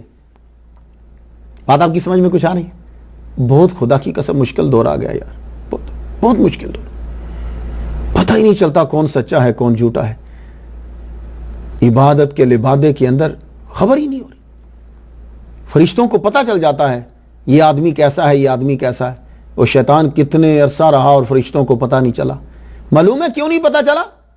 اس لیے کہ شیطان عبادت کے لبادے میں تھا، اس نے عبادت کا لبادہ اوڑا ہوا تھا۔ یہ عبادت کا لبادہ اتنا دھوکہ دیتا ہے کہ فرشتوں کو شیطان کا پتہ نہیں چلتا۔ تو شیطان کب ہے؟ شیطان ہے، یہ کب پتہ چلے گا فرشتوں کو؟ یہ تب پتہ چلے گا جب برابر میں نبی کی تعظیم آئے گی۔ اللہ کروڑوں رحمتیں نازل فرمائے اللہ حضرت عظیم البرکت شاہ احمد رضا خان بریلوی رحمۃ اللہ علیہ پر۔ آپ صحیح بتا گئے کہ دیکھو عبادت کا لبادہ شیطان نے بھی اوڑا تھا۔ اصل اگر آزمانا ہو کہ یہ شیطان ہے یا بہت بڑا عابد گزار ہے، یہ نیک ہے، یہ کون ہے، تو اس کے برابر میں نبی کی تعظیم رکھو، تمہیں پتہ چل جائے گا۔ تو اللہ حضرت نے کوئی نیا کام نہیں کیا، اللہ حضرت نے حضور صلی اللہ علیہ وآلہ وسلم کے اس دیوانے نے اللہ تعالیٰ کی سنت کو پھر سے اجاگر کر دیا۔ اللہ نے ایک مرتبہ کیا کیا تھا، ایک عابد کے سامنے نبی کو لا کھڑا کیا تھا، تو پتہ چل گیا کہ یہ عابد نہیں شیطان ہے۔ تو اعلیٰ حضرت عظیم البرکت شاہ احمد رضا خان بریلوی نے پھر بڑے عرصے کے بعد عابدوں کے برابر میں لا کر کھڑا کر دیا سامنے نبی کی تعظیم کو، تاکہ پتہ چل جائے کہ عبادت گزار یہ ایک لبادہ ہے۔ تو اس لیے خدا کے لیے دیکھو، اور پھر اب پرابلم یہ ہے کہ عشق مصطفیٰ کا بھی لبادہ اوڑھ کر لوگ آ گئے، اب اور مشکل ہو گیا۔ تو اس لیے ولیوں کے دامن کے ساتھ رہا کرو۔ تو حدود کی پاسداری جس سے اللہ اور اس کا رسول روکے، رک جاؤ۔ حد کو کراس مت کرنا، اندھا ہی گرتا ہے، جاہل ہی خود حد کو کراس کرتا ہے۔ لمبے چوڑے دعوے کرنے والا انسان خیال کر، بھوک لگے تو پریشان ہو جاتا ہے, پیاس لگے تو عاجز ہو جاتا ہے, درد سے کراتا ہے, بڑھاپے میں کمزور ہو جاتا ہے, بڑے دعوے کرتا ہے تو. ہائے ہائے یار, کیا بات ہوتی ہوگی جب سید احمد کبیر رفاعی رحمۃ اللہ ان جملوں کو بولتے ہوں گے اپنی زبان کے اندر. ادب ضروری. اپنی تقریر کے اندر سید احمد کبیر رحمۃ اللہ علیہ فرماتے ہیں ادب ضروری ہے. اب ادب کیا ہے؟ کیا آج کل ادب یہ ہے کہ جو آدمی آئے اس کے سامنے اس کی مخالف بات نہ کرو, کہتے ہیں یہ بڑا ادب. یہ ادب نہیں, منافقت ہے. یہ ادب کیا ہے؟ اللہ کا ادب یہ ہے کہ ہر لمحہ اس سے غافل نہ ہو. دین کا ادب یہ ہے کہ زیادہ سے زیادہ قرآن اور حدیث کو یاد کرو اور سیکھو, سوجھ بوجھ حاصل کرو, زیادہ علم, زیادہ ادب. اللہ اکبر جل شانہ. اور فرماتے ہیں درویشو, وقت تلوار ہے, اور جس نے وقت کا استعمال صحیح نہیں کیا وقت اس کو کاٹ کے رکھ دے گا. اور ادب, اے صوفیاء تمہارے لیے ادب بہت ضروری ہے. اور ادب کب ہوتا ہے؟ آج کل تو اخلاق اس سے کرتے ہیں جس سے فائدہ ہونا ہو. جو مخالفت کرے اس کے منہ ہی نہیں لگتے. یہ اخلاق تو نہ ہوا, یہ تو بزنس ہوا. یہ تو امریکن بھی کرتے. اے مسلمان, اخلاق یہ ہے کہ جس سے تجھے فائدہ نہیں ہے, جو تجھے نقصان پہنچا رہا ہے تو اس سے بھی ہنس کر اور مسکرا کر بولے اور اس کو نقصان نہ دے. وہاں تو اپنی دلیلیں لے کر آ جاتا ہے. اولیاء کا احترام بھی ادب کی ایک شاخ ہے. جو اولیاء کا احترام نہیں کرتا, شیخ احمد رفاعی فرماتے ہیں جو اولیاء کا احترام نہیں کرتا, اللہ ایسے کتے کو اس پر مسلط کر دیتا ہے جو اسے تنگ کرتا رہتا. اب یہ کتے سے مراد صرف ڈاگ ہی نہیں ہے, کوئی ایسی پریشانی اس کے اوپر لاگو ہو جائے. ولیوں کی دشمنی تو میڈیا پر دکھا دی جاتی ہے. ولیوں کے دشمنوں کا اینڈ کیا ہوتا ہے؟ کم از کم کبھی وہ بھی تو میڈیا پر دکھا دو. وہ اگر میڈیا پہ دکھا دیا جائے, صرف 3 مثالیں ہی جو میں جانتا ہوں, ہر ایک آدمی توبہ کر لے ولیوں کی دشمنی سے. ولیوں کے مزار گراتے ہوئے تو دکھا دیتے ہو, وہ مزار گرانے والے کے ساتھ کیا ہوا, وہ کس موت مرا, وہ موت بھی کم از کم پلیز الجزائر دکھا دیتا تو انصاف تھا. لیکن الجزائر انصاف نہیں کرتا, وہ مزار گراتے ہوئے تو دکھا دیتا ہے, مزار گرانے والے جب گرتے ہیں تو ان کو نہیں دکھاتا. تو آپ فرماتے ہیں کہ اولیاء کا احترام بھی ادب کی ایک شاخ ہے. اللہ ایسے کتے کو اس پر مسلط کر دے گا جو اس کو تنگ کرتا رہے گا, جو ولیوں کا ادب نہیں کرتا, جو شکر کرتا ہے, نعمت کو بچاتا ہے. صوفی کسی سے بدلہ نہیں لیتا. لو سن لو, صوفی کسی سے بدلہ نہیں لیتا, مشکل میں پڑتا ہے جب بدلہ لیتا ہے. صوفی کسی سے بدلہ نہیں لیتا, مشکل میں پڑتا ہے جب بدلہ لیتا ہے. یہ وجہ ہے وہ اپنے تمام کام اللہ پہ چھوڑتا ہے. صوفی وہ ہوتا ہے جو نفس کی گندگی سے خود کو بچاتا ہے, لوگوں کو بچاتا ہے, کردار و گفتار کو پاک رکھتا ہے. اس کے پاس دل ہوتا ہے مگر رہتا اللہ ہے, ٹائم ہوتا ہے مگر صرف ذکر خدا ہوتا ہے. سن لیا یہ صوفی کون ہے؟ اور آپ نے علماء کو نصیحت کی, یہ بڑی خاص بات ہے. سید احمد کبیر رفاعی رحمۃ اللہ علیہ نے علماء کو نصیحت کی, کہنے لگے اے گروہ علماء, ایسا نہ کرو کہ علم کی حلاوت تو لے لو اور عمل کی تلخی اور مشقت چھوڑ دو. کیونکہ علم عمل کے بنا حجاب ہے, بے پھل کے درخت ہے. کہ ہم کتابیں پڑھ لیتے ہیں اور علم کی حلاوت تو لے لیتے ہیں, تقریر کے پیسے تو لے لیتے ہیں, پر جو تقریر کی ہے اس پر عمل نہیں کرتے. پڑھ تو لیتے ہیں, مرتبے لے لیتے ہیں, یہ علم کی حلاوت ہے کہ تمہیں مرتبہ مل گیا, لیکن عمل کی مشقت اختیار نہیں کی ہم نے. تو فرماتے ہیں علماء کے گروہ, علم کی حلاوت تو لے لی, پیسے تو کما لیے, شہرت تو حاصل کر لی, عمل کی مشقت اور تلخی بھی لے لو. اور آپ نے جو فرما دیا یہ سب سن لیجئے. اولیاء اللہ مخلوق کے واسطے پل کا کام دیتے, جن کو توفیق ہوتی ہے وہ ان کے ذریعے اللہ تک پہنچ جاتا ہے. تو اولیاء کرام پل ہے. اس لیے جتنے لوگ ہزاروں کی تعداد میں سنتے ہیں میرے لیکچر کو, میں یہ جو تمہیں اولیاء کرام کا ذکر دے رہا ہوں, تم کہاں 8-8 10-10 دن لگاؤ گے, پوچھو گے, کتنی بار پوچھنا پڑتا ہے. کبھی کسی دوست کو فون کر, ابھی کل ہی میں علامہ زبیر نقشبندی مالکی علوی عطاسی مدث اللہ علیہ ان کو فون کر رہا تھا کہ بھائی ان کا جو شعر ہے یہ کیسے ہے. ان کو فون کر, وہ بیچارے 3-3 4-4 دفعہ مجھے فون کر کے بتا رہے ہیں فلاں چیز کس کی ہے, فلاں کس کی ہے. ان کو فون کرو, ان کو کرو. آپ کو فری میں چیز مل رہی ہے اور آپ سے کوئی پیسہ نہیں لیا جا رہا. صرف اتنا کہا جا رہا ہے کہ آؤ شامل ہو کر میسج کو آگے پہنچاؤ, تم بھی اولیاء کرام کے در کے سگ ہو, غلام ہو. تو یہ اولیاء کرام کی محبت اور اولیاء کرام پل ہے. جیسے برج ہوتا ہے کہ آپ یہاں سے جاتے ہو اور یہاں پہنچ جاتے ہو, یہ اولیاء کرام تمہیں پکڑ کے اللہ سے ملا دیتے ہیں, یہ حضور تک پہنچاتے ہیں, حضور اللہ تک پہنچا دیتے ہیں. تو آپ بھی یہی فرما رہے ہیں کہ جن کو توفیق ہوتی ہے وہ ان کے ذریعے سے اللہ تک پہنچ جاتا ہے. تم کو سختی سے وصیت کرتا ہوں, دین کا علم حاصل کرنے کے بعد ان کی صحبت ضرور اختیار کرو. یہ شیخ احمد کبیر رفاعی رحمۃ اللہ فرما رہے ہیں. ولی کا دل اللہ کا خزانہ ہے. اور اپنا لیکچر دیتے ہوئے آپ فرما رہے ہیں, آپ نے فرمایا ذکر اللہ بڑھا دے, تیری گفتگو ذکر اللہ ہو، تیرا عمل ذکر اللہ ہو، تیرے دل میں ذکر اللہ ہو، ہر وقت ذکر اللہ، ہر وقت وذکر اللہ کثیرا۔ اللہ اکبر جل شانہ۔ سید احمد کبیر رفاعی رحمۃ اللہ علیہ آپ جب تقریر فرماتے تو کبھی کبھی کالی پگڑی بھی پہنتے۔ حضور صلی اللہ علیہ وآلہ وسلم نے بھی کالی پگڑی پہنی ہے، حضور صلی اللہ علیہ وسلم نے وائٹ امامہ شریف بھی باندھا، تو آپ سفید بھی پہنتے تھے، کالی بھی پہن لیتے، سفید بھی پہن لیتے۔ بنو عباس کے اندر کالے کا بڑا رواج تھا، وہ تو بنو عباس تو پہنتے ہی کالا کپڑا تھے، ان کے تو آفس کے اندر کالا کپڑا، ڈریس کالا تھا ان کا، یہ ساری چیزیں کالی چلتی تھی۔ اور جو ہاشمی تھے، بنو ہاشم جو تھے، آل رسول جو تھے، وہ ان کا سبز چلا کرتا تھا، یہ دعوت اسلامی۔ تو سید احمد کبیر رفاعی رحمۃ اللہ علیہ کبھی کالا پہنتے، لیکن زیادہ تر آپ امامہ شریف جو ہے وہ وائٹ پہنتے، سفید کلر کا۔ امارت بڑے امیر آدمی تھے آپ، یہ مت سمجھیے گا غریب تھے، نا، آپ کی دولت اس دور کی جتنے علاقے کے آدمی تھے سب سے زیادہ منقولہ اور غیر منقولہ جائیداد آپ کی ان سے زیادہ تھی، بڑے امیر آدمی تھے آپ، لیکن سادگی کا کیا عالم تھا؟ لو سن لیجیے، سادگی یہ تھی کہ آپ اپنی طرف دھیان زیادہ نہیں دیتے تھے، آپ لوگوں کی طرف، غریبوں کی طرف دھیان زیادہ دیتے تھے۔ آپ کے صرف 2 سوٹ تھے، آپ نے جو کپڑے پہنے ہوتے تھے جب وہ گندے ہو جاتے تو دھونے کے لیے پتہ کیا کرتے؟ کپڑے اتار کر دھوتے نہیں تھے، کبھی کبھی ایسا ہوتا کہ سیدھا دریا میں اتر جاتے، دریا میں کھڑے ہو کر ہی شاور، وہ کپڑے اسی طرح سارا کچھ دھو لیتے، اس کے بعد دھوپ میں کھڑے ہو جاتے، تو اس وقت تک کھڑے رہتے کہ جب تک دھوپ اپنے سیک کے ساتھ، شعاؤں کے ساتھ کپڑے کو سکھا نہ دے، اس کے بعد چل پڑتے۔ لو یہ آپ کا طریقہ کار کبھی کبھی ہوتا۔ اللہ اکبر جل شانہ۔ اور عوام کا کھانا اپنی جیب خاص سے دیتے، یہ نہیں ہے کہ لوگوں کے اوپر بھار بنے ہوئے لوگوں کی روٹی کھا جاتے، نہیں، آپ لاکھوں کے مجمع، مدرسہ اور خانقاہ کا تو کھانا چلتا ہی آپ کی جیب سے تھا روزانہ، جب کبھی بڑا جلسہ ہوتا تو تب بھی کھانا آپ کی جیب سے ہی آتا تھا۔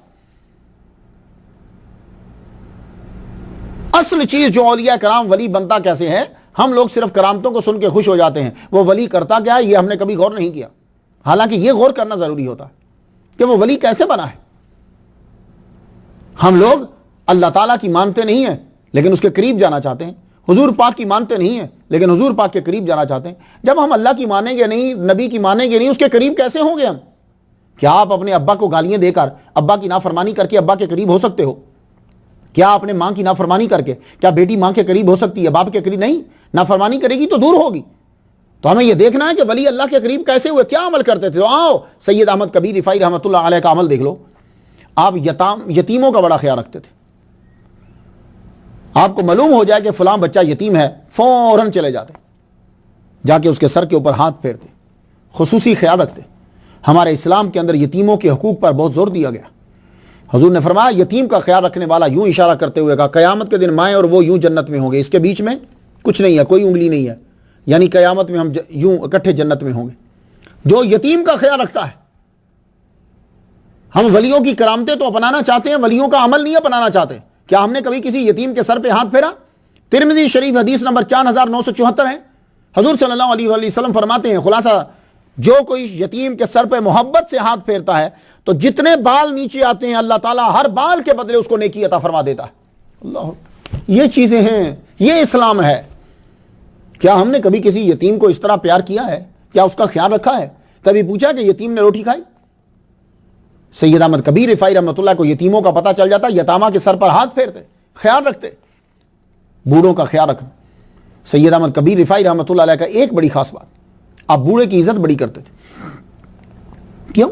حضور صلی اللہ علیہ وآلہ وسلم کا فرمان عالی شان ہے کہ جو کسی مسلمان بوڑھے کی عزت کرے گا تو جب یہ آدمی بوڑھا ہوگا تو اللہ تعالیٰ اس کے لیے بندہ مقرر کر دے گا جو اس کی عزت کرے گا۔ ولی ایسے نہیں بنتے، ولی کا ہر عمل حدیث کے مطابق ہوتا ہے، وہ نبی کا فالوور ہوتا ہے۔ کوڑیوں کا خیال رکھنا، سید احمد کبیر رفاعی رحمۃ اللہ علیہ کی سیرت کے اندر یہ میں خاص طور پہ پڑھ رہا ہوں، ابھی تک میں جتنے بیان کر چکا ہوں، یہ خاص طور پر کوڑیوں کے پاس جا کر بیٹھ جایا کرتے تھے جن کو لوگ اٹھا کر پھینک دیتے ہیں، یہ ان کے پاس جا کر بیٹھتے۔ تو کوڑی کے پاس بیٹھ جانا بھی یہ بھی ایک کرامت ہے۔ کیوں؟ اس لیے کہ کہتے ہیں کہ جدید ریسرچ جو ہے وہ یہ ہے کہ کوڑی اگر کسی کو غور سے دیکھ بھی لے تو بھی بیماری جو ہے کنورٹ ہو جاتی ہے۔ یہ سید احمد کبیر رفاعی رحمۃ اللہ علیہ کی کرامت ہے کہ آپ کوڑیوں کے پاس جا کر بیٹھ جاتے ہیں۔ یہ جو کوڑ ہے انگلش میں اس کو لیپروسی کہتے ہیں، لیکن اب اس کا نام لیپروسی نہیں ہے، اب اس کا نام ہینسنز ڈیزیز ہے۔ اس کا نام ذرا چینج ہو گیا، ہینسنز ڈیزیز، ہینسن کی بیماری۔ کیوں؟ یہ ہینسن جو ہے یہ جی اے ہینسن، یہ ناروے کا تھا، ناروے کا فزیشین ہے. اس نے ریسرچ کری 1873 میں، غالباً کو آگے پیچھے سال ہو سکتا ہے، 1873 کے اندر اس کی ریسرچ تھی. اس نے ریسرچ کر کے اس بیماری کے جراثیم کی نشاندہی کی، بیسلس مائکوبیکٹیریم لیپروی. تو اس نے جراثیم کی نشاندہی کی تو اس بیماری کا نام ہی جو ہے وہ ہینسنز ڈیزیز پڑ گیا، لیپروسی کا. کہتے ہیں کہ 2000 کے اندر 6 لاکھ افراد پائے گئے ہیں اس بیماری سے متاثر. اب یہ زیادہ تر بیماری الف بے میں پائی جاتی ہے، یعنی انڈیا، انڈونیشیا اور برما. کہتے ہیں کہ ان ممالک کے اندر یہ بیماری یہ جب بیماری آتی ہے تو کیا ہوتا ہے کہ یہ انگلی ہیں، یہ اینڈ اور یہ اینڈ، یہ ناک اور ٹوس، یہ جھڑ جاتے ہیں. اور جہاں یہ بیماری جاتی ہے وہاں احساس نہیں ہوتا، جو مرضی کرتے رہو سینس ختم ہو جاتی ہے، کچھ بھی کر لو احساس نہیں ہوگا. اس بیماری سے حضور صلی اللہ علیہ وسلم نے کہا کہ ہٹ جاؤ. یہ بیماری بہت پرانی ہے. 1550 بی سی میں، یہ بیفور عیسیٰ علیہ السلام، 1550 میں بھی اس کا تذکرہ ملتا ہے. الگ ہسپتال ہوتے اور الگ ہی اس کا ڈریس ہوتا، اور اس کے گلے کے اندر جو ہے وہ بیل ڈال دی جاتی، وہ بچتی رہتی. جیسے وہ بیل نہیں ہوتا، بیل کے گلے میں ڈال دیتے ہیں، گائے کے گلے میں ڈالتے ہیں. جیسے سوئٹزرلینڈ میں اگر آپ جائیں تو وہاں کی تو نشانی وہ بیل ہے، وہ رنگ بیل، تو وہ بچتی رہتی ہے، تو دوسرے کو پتہ چل جاتا ہے. یہ جو ہے اس کے گلے میں ڈال دیتے، یہ بچتی تو دوسرے کو اگر کوئی جا رہا ہوتا تو ایک دم سے ہٹ جاتا. یہ میں آپ کو یورپ کی بات بتا رہا ہوں. تو یہ بہت آہستگی کے ساتھ یہ باڈی کے اوپر جو ہے وہ اثر کرتا ہے. انسان پھر آہستہ آہستہ جو ہے وہ مر جاتا ہے، اس کے ٹوز، اس کی یہ چیزیں. لیکن آپ ان کے ساتھ بیٹھ جاتے، کھانا کھاتے. ایون کہ ایک کرامت میں آپ کی پڑھ رہا تھا کہ 1 ماہ تک تقریباً آپ ایک کتے کی تیمارداری کے لیے جاتے رہے، اس کو بھی یہی بیماری ہو گئی تھی، پوری سکن اس کی خراب ہو گئی. لیکن آپ پتہ کیا کرتے تھے؟ وہ ایلو ویرا ہوتا ہے نا، ایلو ویرا، اور جس کو کوار گندل کہتے ہیں، وہ ایلو ویرا، وہ کوئی بھی نہیں اس کو استعمال کرتا. وہ بڑی فائدہ مند ہوتی ہے نظام انہضام کے لیے اور سکن کے لیے، کاسمیٹکس کے اندر اکثر ڈالتے ہیں آج کل. وہ ایلو ویرا لے کر جاتے، آپ اس کی جل نکال کر اس کے اوپر مل دیتے. یار حیران کن بات ہے، کہاں گئے اینیملز رائٹس والے، کدھر گئے یار؟ اس ولی کامل کو دیکھو، پورا مہینہ وہ ایلو ویرا جا کر جل جو ہے اس کی سکن کے اوپر ملتے، سکن ٹھیک ہو جائے، 1 ماہ کے بعد وہ بالکل کھڑا ہو گیا. اللہ اکبر، ہم ان ولیوں کو مانتے ہیں. جب آدمی کی ایسی سیرت ہو جائے تو پھر جب وہ مدینے جاتا ہے تو سرکار بھی اس سے محبت فرماتے ہیں. ہاں، ہم نام کے عاشق ہیں، پتہ نہیں پیسہ بھی حلال کا ہوتا ہے کہ نہیں ہوتا، مدینے شریف بھاگ جاتے ہیں بار بار. اب جو یتامہ کا خیال رکھ رہا ہے، جو بوڑھوں کا خیال رکھ رہا ہے، جو کوڑیوں کا خیال رکھ رہا ہے، جو غریبوں کا خیال رکھ رہا ہے، جو پلے سے طلباء کا خیال رکھ رہا ہے، جو صوفیاء کا خیال رکھ رہا ہے، جو ان لوگوں کو خرچ کر رہا ہے، اب جب وہ مدینے جائیں گے تو سرکار بھی ان سے محبت فرمائیں گے. آپ مدینے پہنچے، 555 ہجری کا واقعہ ہے. آپ مدینے پہنچے، اللہ اکبر جل شانہ. بعض نے یہ کہا کہ عبد القادر گیلانی رحمۃ اللہ علیہ بھی ساتھ تھے. اگر وہ ساتھ تھے تو پھر ان کی عمر 85 سال تھی، لیکن ان کی اتنی عمر میں وہ باہر نکلے ہیں کہ نہیں، اس پہ گفتگو ہے. آپ کی عمر 43 سال تھی، اور اگر عبد القادر گیلانی رحمہ اللہ ساتھ تھے تو 85 سال ان کی عمر تھی. حج کے بعد مدینہ. اس واقعے کو بہت سے لوگوں نے لکھا ہے. اشرف المحتم، النجم السائی، ادروسی نے نقل کرا. الکنز متلاطم، التنویر شیخ جلال الدین عبد الرحمن السیوطی کی، ارشاد المسلمین شیخ عز الدین احمد کی، سواد العینین فی مناقب الغوث ابی العالمین امام عبد الکریم رفاعی کی، الاسرار الالہیہ فی شرح القصیدۃ الرفاعیہ حضرت محمد علوسی رحمۃ اللہ علیہ کی. اب ذرا سن لیجیے، امام محمد کبیر رحمۃ اللہ علیہ جب مدینہ شریف میں گئے، یہ آپ کی کرامت بڑی مشہور ہے، یہ کسی گروپ نے نہیں بنائی. ہوتا نا کوئی گروپ بنا دے، یہ پیر صاحب ہاتھ دھوتے ہیں تو خوشبو نکلتی ہے، حالانکہ پیر صاحب نے ہاتھ میں کستوری لگائی ہوتی ہے. تو جب آپ ہاتھ میں کستوری لگائیں گے، دھوئیں گے تو پانی میں خوشبو تو آئے گی. اچھا، یہ کوئی اس طرح کی کرامت نہیں ہے. یہ کرامت ایسی ہے کہ ایک تو بیان کرنے والے وقت کے اولیاء اللہ ہیں، دوسرا 20,000 سے زائد لوگوں نے اس کرامت کو دیکھا. آپ جب مدینہ شریف پہنچے تو آپ نے السلام علیکہ یا جدی، روزہ سے آواز آئی وا علیکہ السلام یا ولدی. پھر روتے ہوئے آپ نے عرض کی فی حالت البودی روحی کنت ارسلہا تقبل الارض عنی وہی نائبتی وہذہ دولت الاشباح قد حضرت فامدد یمینک کی تحظی بہا شفتی. آپ نے کس محبت اور پیار سے اسے بیان کیا. فی حالت البود روحی کنت ارسلہا. یا رسول اللہ جب میں بغداد میں عراق میں تھا تو میری روح سلام کرنے آتی تھی, میں روح کو بھیجتا تھا. تقبل الارض عنی وہی نائبتی, وہ آپ کے در اقدس کو چومتی تھی, وہ میری نائب تھی. وَهَذِهِ دَوْلَةُ الْأَشْبَاحِ قَدْ حَضَرْتُ. یا رسول اللہ اب میں آپ کے در پہ حاضر ہو گیا. فَمْدُدْ یمینک, یا رسول اللہ اپنا ہاتھ آگے بڑھائیے. یمین دائیں ہاتھ کو کہتے ہیں. فَمْدُدْ یمینک کئی تُحَذِّیَ بِهَا شَفَتِی, تاکہ میرے دونوں ہونٹ جو ہیں وہ آپ کے دست اقدس کو چوم لیں. اللہ اکبر جل شان. جب آپ نے یہ جملہ کہا تو ہزاروں کا مجمع تھا. سرکار صلی اللہ علیہ وسلم نے اپنا ہاتھ مبارک قبر سے باہر نکالا. یہ تو بعد میں بنا نا گنبد اور یہ سارے, قبر سے باہر نکالا. آپ نے سید احمد کبیر رفاعی رحمت اللہ علیہ نے آگے بڑھ کر ہاتھ کو چوم لیا. ہاتھ کو جب چوما تو 20,000 کا مجمع, 20,000 سے زائد مجمع. ایک روایت کے مطابق عبد القادر گیلانی بھی ساتھ ہے, بڑے بڑے اولیاء ساتھ ہیں.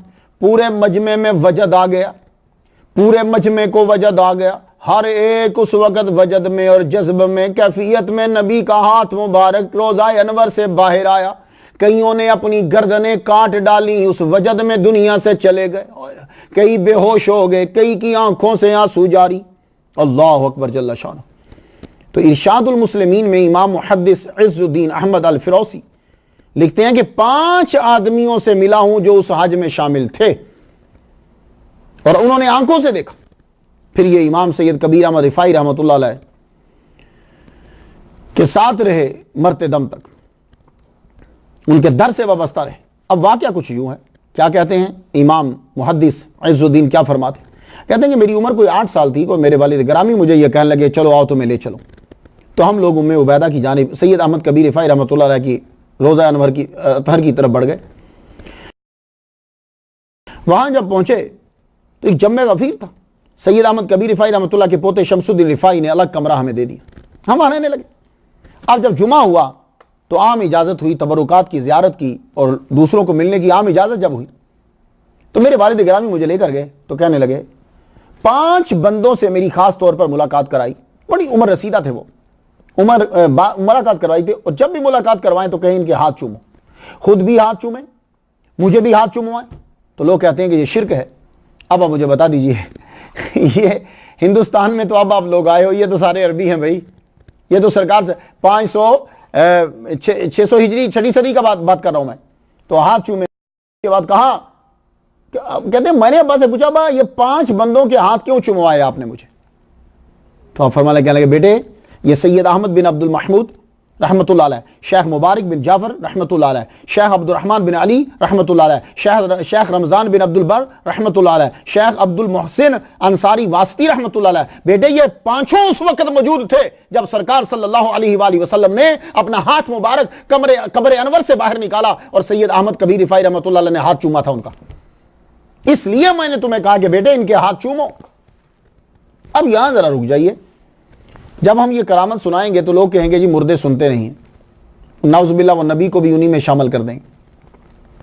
مردے سنتے ہیں یا نہیں سنتے, ہمیں مناظرے یا ان چیزوں میں پڑھنے کی ضرورت نہیں ہے. لیکن میں اتنا پوچھنا چاہتا ہوں, اگر مردے سنتے نہیں ہیں تو فرشتے کس کو آ کر کہتے ہیں من ربوں کا, تیرا رب کون ہے, ما دینوں کا, تیرا دین کیا ہے, ما کنت تقول فی حق ھذا الرجل, اس ہستی کے بارے میں تو کیا کہا کرتا تھا. مردے تو سنتے ہی نہیں. کچھ جواب ہے بھائی؟ یہ 3 سوال مردے سے ہوتے ہیں کہ زندے سے ہوتے ہیں؟ مردے سے ہوتے ہیں نا. تو مردے تو سنتے نہیں ہیں. تو جب مردے سنتے نہیں ہیں تو من ربوں کا وہ کس سے پوچھ رہے ہیں؟ اگر مردے سنتے نہیں ہیں تو حضور صلی اللہ علیہ وآلہ وسلم نے یہ کیوں فرمایا؟ بخاری شریف میں اور باقی کتابوں میں بھی ہے. بخاری کا ان المیت خفق نعالہم اذا ولوا مدبرین, مردہ جوتوں کی آواز کو بھی سنتا ہے جب وہ اس کو دفنا کر واپس آتے ہیں. زندہ نہیں سن سکتا جوتوں کی آواز. مردہ منو مٹی کے نیچے ہے اور وہ تمہاری آواز کو سن رہا ہے. اب یہ بخاری کی حدیث ہے, میں یہ نہ کہیے گا ضعیف ہے. اب تو مردہ سنتا نہیں تو حضور کیسے کہہ رہے ہیں کہ یہ جوتوں کی آواز کو سنتا ہے؟ اس حدیث سے تو یہ لگا کہ تم نہیں سنتے, مردہ سنتا. تم ڈورے ہو, مردہ سن رہا ہے. اس حدیث سے تو یہ نکلا. اب بخاری کی حدیث کا ترجمہ کسی کو نہیں آیا. تو ان المیت یسمع قران علیہم اذا ولوا مدبرین, مردہ سنتا ہے تمہارے جوتے کی آواز کو جب تم اس کو دفنا کے پلٹ رہے ہو. تو پلٹتے ہو تو وہ سن رہا ہے, تو جو جوتے کو سن رہا ہے وہ تمہاری آواز کو نہیں سنے گا. تو اگر مردے سنتے نہیں تو حضور صلی اللہ علیہ وآلہ وسلم جنگ بدر میں جو مر گئے تھے کافر, ان کو گڑھے میں ڈال کر کیا باتیں کر رہے تھے؟ اگر سنتے نہیں تو باتیں کیوں کر رہے تھے؟ اگر عام آدمی مرنے کے بعد سنتا ہے تو پھر اولیاء کا مقام کیا ہوگا, انبیاء کا مقام کیا ہوگا, کہ جن کی طاقت بقول شاہ عبد الرحیم موت کا ذائقہ چکھنے کے بعد ان کی طاقت 70,000 گنا بڑھ جاتی. حضور صلی اللہ علیہ وآلہ وسلم فرماتے ہیں کہ درود پڑھو, جو خلوص سے پڑھتا ہے میں اس کی آواز کو خود سنتا ہوں. مرنے کی بعد کی زندگی کا ایک اہم مسئلہ, یہ بہت بڑا مسئلہ ہے کہ مرنے کے بعد زندہ ہوتا ہے, یہ عام بندے کی سمجھ میں نہیں آئے گا. کیوں نہیں آئے گا؟ دیکھیے, ہر چیز کو جاننے کے لیے ایک ذریعہ ہے. ہمارے پاس 5 گیٹس آف نالج ہیں, 5 گیٹ ہیں کہ جس کے ذریعے نالج اندر آتا ہے. سننے کا نالج یہاں سے آتا ہے, دیکھنے کا نالج یہاں سے آتا ہے, سونگنے کا نالج یہاں سے آتا ہے, چکھنے کا نالج زبان سے آتا ہے, چھونے کا نالج ہاتھ سے, ان چیزیں سکن سے آتا ہے. اب اگر آپ ایک کا کام دوسرے سے لیں گے تو نالج نہیں آئے گا. آپ اگر دیکھنے کی چیز کان سے لیں, آنکھ کو بند کر دیں اور کان کھول دیں تو کیا نظر آئے گا؟ نہیں. تو دیکھنے کا نالج یہاں سے نہیں آئے گا. اور سننے کا نالج کوئی کان بند کر دے اور آنکھ کھول دے تو سننے کا نالج آنکھ سے نہیں آئے گا. اگر کوئی آدمی چکھنا چاہے تو زبان کے بجائے کان ڈبو دے تو چکھنے کا نالج کان سے نہیں آئے گا. تو پتہ یہ چلا کہ نالج اسی سے آئے گا کہ جو اصل ذریعہ ہے.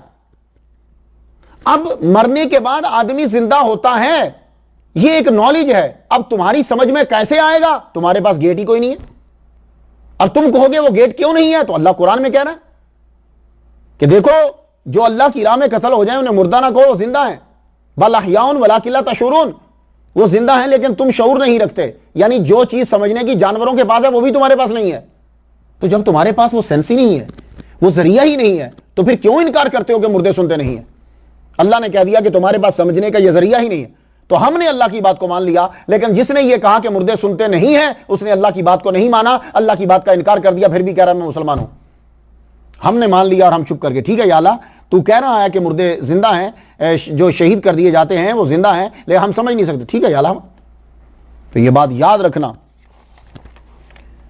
اس واقعے کے بعد آپ کی شہرت عام ہو گئی, عام ہو گئی, اور دوام عوام اور دوام شامل ہو گئی. ہر خاص و عام, مقتدی و امام آپ کی عزت کرتا, کیونکہ یہ کوئی ایسی کرامت نہ تھی کہ جو تربیت یافتہ شاگردوں نے بنائی ہو. 20,000 لوگوں نے اس کو دیکھا. اللہ اکبر جل. بہت ساری آپ کی کرامات ہیں, لیکن ہمارا مقصد صرف تعلیم دینا ہوتا ہے, کرامت کو بیان کرنا نہیں ہوتا. لیکن پھر بھی محبت کے لیے بیان کر جاؤں یہ, کیونکہ اس کرامت کے اندر ایک سبق ہے. آپ کے بھانجے ابو الحسن علی بیان کرتے ہیں, کہتے ہیں ایک دن میں کمرے میں داخل ہوا تو ہمارے ماموں سید احمد کبیر رفاعی رحمۃ اللہ علیہ کے پاس ایک بندہ بیٹھا ہوا. تھوڑی دیر بیٹھ کر وہ دروازے کے بجائے روشن دان کے ذریعے سے ہوا بن کر اٹھ کے نکل گیا. بڑا حیران ہوا. میں نے کہا ماموں یہ کون تھے؟ کہا بیٹے یہ جو بحر محیط کے اوپر جو 4 بندوں کی ڈیوٹی ہے نا, ان میں سے ایک یہ ہیں. تو کہا اچھا. تو ساتھ ہی شیخ احمد کبیر رفاعی رحمۃ اللہ فرمانے کہنے لگے یہ ڈیوٹی سے معزول کر دیے گئے ہیں لیکن ان کو پتہ نہیں ہے. کہنے لگے ماموں کیوں معزول کر دیے گئے؟ کہنے لگے معزول یہ اس لیے کر دیے گئے ہیں کہ جس جگہ ان کی ڈیوٹی لگی تھی وہاں 24 گھنٹے بارش ہو رہی تھی.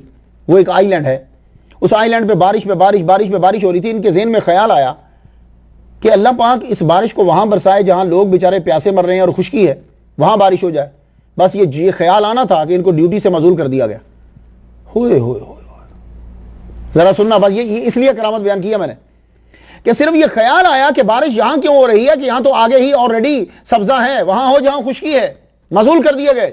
اور ہم لوگ اللہ پر کتنی چیزوں پہ اعتراض کرتے ہیں. اللہ جانتا ہے کہ کس چیز کو کہاں نازل کرنا ہے. مائے مہین من نطفتن, کس بات سے اس خالق پہ اعتراض کرتا ہے, کس برتے پہ. اللہ.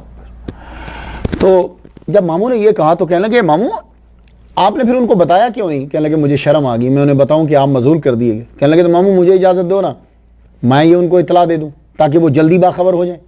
یہ بھی سمجھانے کے لیے ساری چیزیں, ورنہ جس مقام پر وہ ہیں کوئی اور آ کے نہیں بتا سکتا. ایک ہی واقعے کے اندر بہت سے اسباق ہوتے ہیں. کہنے لگے چلو بیٹے اپنا سر جھکاؤ. سر جھکایا, وہ جبہ پہنا ہوا تھا گریبان میں ڈالا, فرمانے لگے آنکھ کھولو. آنکھ کھولی تو دیکھا وہ آئی لینڈ میں تھے. اسی آئی لینڈ میں وہ سامنے سے آ رہے ہیں. آپ نے ان کو سلام کیا, سلام کرنے کے بعد کہنے لگے میں بھانجا ہوں سید احمد کبیر رفاعی رحمۃ اللہ کا, آپ کو بتانے آیا ہوں کہ آپ اپنی ڈیوٹی سے معزول کر دے گئے. کہنے لگے کیا ہوا؟ کہا آپ نے وہ خیال کیا جو بندوں کا, اس بندوں کے خیال کی وجہ سے آپ معزول کر دیے گئے کہ بارش یہاں کیوں ہو رہی ہے. وہ اس قدر روئے, چیخ ماری, بے ہوش ہو گئے. بے ہوش جب ہو گئے, اللہ اکبر, ہوش آیا تو کہنے لگے میرے گلے میں کپڑا ڈال کے مجھے گھسیٹو, میں نے اپنے رب کی بات پر اعتراض کر دیا. وہ گلے میں کپڑا ڈال کے جب گھسیٹنے ہی لگے تھے تو ہاتھی میں غیبی سے آواز آئی نہیں چھوڑ دو, اسے ہمارے بندوں کا ہی خیال آیا تھا. اس نے کوئی ہماری دشمنی میں نہیں کہا, لیکن بتانا یہ ہے کہ تصوف میں ادب ملحوظ خاطر رہے. اللہ اکبر جل شانہ. کہتے ہیں کہ یہ آواز کی اتنی خوبصورتی اور چاشنی تھی, میں خود بے ہوش ہو گیا. اور جب میری آنکھ کھلی تو میں نے اپنے آپ کو اپنے ماموں کے سامنے پایا. کچھ بات سمجھ میں آ گئی. اللہ اکبر جل شانہ. علامہ تاج الدین سبکی رحمہ اللہ فرماتے ہیں کہ آپ سید احمد کبیر رفاعی رحمۃ اللہ علیہ ان اولیاء میں سے ایک ہیں جن کو اللہ تعالیٰ نے بہت سی کرامات عطا فرمائی. قلائد الجواہر 289 میں ہے کہ ممالک اسلامیہ عرب و عجم میں کوئی جگہ ایسی نہیں جہاں آپ کی خانقاہ نہ ہو. رفاعی سلسلے میں کچھ باتیں ہم ہٹ کر دیکھتے ہیں. میں انڈیا میں دیکھا کہ رفاعی سلسلے کے وہ سوئیں جو ہیں وہ یہاں سے سوئی ڈالی اور یہاں سے نکال دی, خون نہیں نکلا. سوئی ڈالی یہاں سے زبان میں سے نکال دی, خون نہیں نکلا. سر کے اوپر مار رہے ہیں, خون نہیں نکلا. یہ سوئیں سارے جسم میں چبو دی ہیں, خون نہیں نکلا. یہ چیزیں ہم دیکھتے ہیں اکثر رفاعی سلسلے میں. تو میں نے کسی صاحب سے پوچھا کہ ایسا کیوں ہے, تو انہوں نے جو مجھے جواب دیا, کہنے لگے کہ جب آپ ظاہری دور میں تھے تو تب بھی کچھ ایسے لوگ تھے کہ جو جذب کی کیفیت میں چلے جاتے تھے. کیوں؟ اس لیے کہ جب سے آپ نے حضور صلی اللہ علیہ وآلہ وسلم کے ہاتھ مبارک کو چوما تھا, ایک ایسا نور, ایک ایسی کیفیت تھی آپ کے جسم میں اور آپ کے قرب میں کہ جو آدمی آپ کے قرب میں زیادہ رہتا تھا وہ جذب میں چلا جاتا تھا. تو ہوتا پھر کیا کہ وہ جو کچھ گروپ تھا, سارے نہیں, وہ کچھ گروپ تھا, وہ جب جذب کی کیفیت میں ہوتا کبھی درختوں پہ چڑھ جاتے, چھلانگ لگاتے تھے, کیونکہ جذب والا تو اپنی اصلی حالت میں ہے نہیں. اور رستے میں سانپ جا رہا ہے تو سانپ کو پکڑ کے رسی کی طرح پکڑ لیتے. اگر رستے میں کوئی شیر مل گیا یا کچھ, اس کے اوپر بیٹھ جاتے, تو ان کو کچھ نہیں ہوتا تھا. یہ کچھ چیزیں مجھے آج بھی دکھائی دیتی ہیں کہ وہ پھر وہ سوئی چبو دیتے ہیں, کوئی خون نہیں نکلا. ادھر سے سوئی چبوئی اس نے انڈیا کے اندر, یہاں سے نکال دی پوری سلاخ, کچھ نہیں ہوا. تو یہ کچھ چیزیں ہم رفاعی سلسلے کے اندر جو ہیں وہ دیکھتے ہیں. سید احمد کبیر رفاعی رحمۃ اللہ علیہ کا یہ فیض تھا جو آپ کے قریب آتا, بہت فیض پاتا, وقت کا ولی بنا دیتے آپ اسے. آپ کی طرف کچھ کتابیں منسوب ہیں, پتہ نہیں آپ ہی کی ہیں یا نہیں. ربیع العاشقین, تریاق المحبین, نفحات المسکیہ, ام البراہین, شفاء الاسقام, روضۃ الناظرین, اور کچھ کہتے ہیں کہ منسوب ہیں اور ان کے ملفوظات ہیں. مجالس الاحمدیہ, کتاب الحکم, الحکم الساطعہ, البرہان المؤید, یہ کتابیں. تو میرا خیال ہے کہ زیادہ تر کہتے ہیں کہ علامہ زبیر نقشبندی صاحب بھی فرما رہے تھے کہ زیادہ تر کتابیں منسوب ہیں. آپ کو اللہ تعالیٰ نے بڑی دولت سے نوازا, مجمع بھی بہت زیادہ تھا. آج کل پوری دنیا کے اندر کیا دوڑ ہے, مولویوں میں بھی, سیاستدانوں میں بھی, وہ یہ ہے کہ پیسہ بڑھاؤ اور افرادی قوت بڑھاؤ. یہ دو چیزیں جب شو ہوتی ہیں تو لوگ پھر اور آپ کی طرف آتے ہیں. تو یہ آج کل مولویوں میں بھی, سب لوگوں میں یہی دوڑ ہے. وہ کیا کرتے ہیں, نہیں روکیں گے وہ کسی کو کہ تو پیسے کیسے کما رہا ہے, تیرا بزنس کیا ہے. ایک پیر صاحب ہیں, ان کے چاہنے والوں کو میں نے اکثر دیکھا کہ وہ پورک بھی امریکہ میں بیچتے ہیں, پر پیر صاحب کو پتا ہے پیر صاحب منع نہیں کر رہے, پورک بیچ رہے ہیں. کیوں؟ ان کا مطمع نظر یہ ہے کہ میرے سارے مرید امیر ہوں اور مجمع زیادہ ہوں. تو مجمع زیادہ کرنے کے لیے بہترین طریقہ یہ ہوتا ہے کہ آپ کھلی چھٹی دے دیں, کوئی پوچھے نہ بھائی تو کیا کر رہا ہے, پھر مجمع آپ کا بڑھتا چلا جائے گا. اور اگر آپ روکیں گے اور ٹوکیں گے پھر مجمع کم ہو جائے گا. اس کی مثال دوں, اللہ کو ماننے والے دنیا میں کتنے ہیں؟ تھوڑے. شیطان کو ماننے والے کتنے ہیں؟ بہت زیادہ. تو پھر کیوں؟ کبھی غور کیا کہ کیوں؟ اس لیے کہ اللہ روکتا ٹوکتا ہے. یہ نہیں کرو, یہ نہیں کرو, یہ نہیں کرو, یہ نہیں کرو, یہ نہیں کرو, کپڑے ایسے پہنو, روٹی یہ کھاؤ, ایسے رہو, ایسے سو. شیطان نہیں روتا, کہتا جو مرضی کھاؤ, جو مرضی پہنو جا. اس لیے شیطان کی افرادی قوت زیادہ اور شیطان کے ماننے والے امیر بھی زیادہ. اللہ کی افرادی قوت کون؟ اپنی اس کی طاقت بڑی ہے, لیکن بظاہر دنیا میں دیکھ لو تو بتاؤ مجھے کہ سچے مومن کتنے ہیں. میں مسلمانوں کی بات نہیں کر رہا, سچے مومن کتنے ہیں, اللہ کے پیروکار کتنے ہیں اور شیطان کے پیروکار کتنے ہیں. جاؤ, چیلنج ہے تم لوگوں کو. شیطان کے پیروکار دنیا میں زیادہ ہے. تو کیوں؟ اس لیے کہ رب روکتا ہے. تو مت سوچا کرو کہ فلاں اللہ کا ولی ہے, اس کے پاس چند بندے ہیں اور پیسے نہیں ہیں, کیونکہ وہ روکتا ٹوکتا ہے.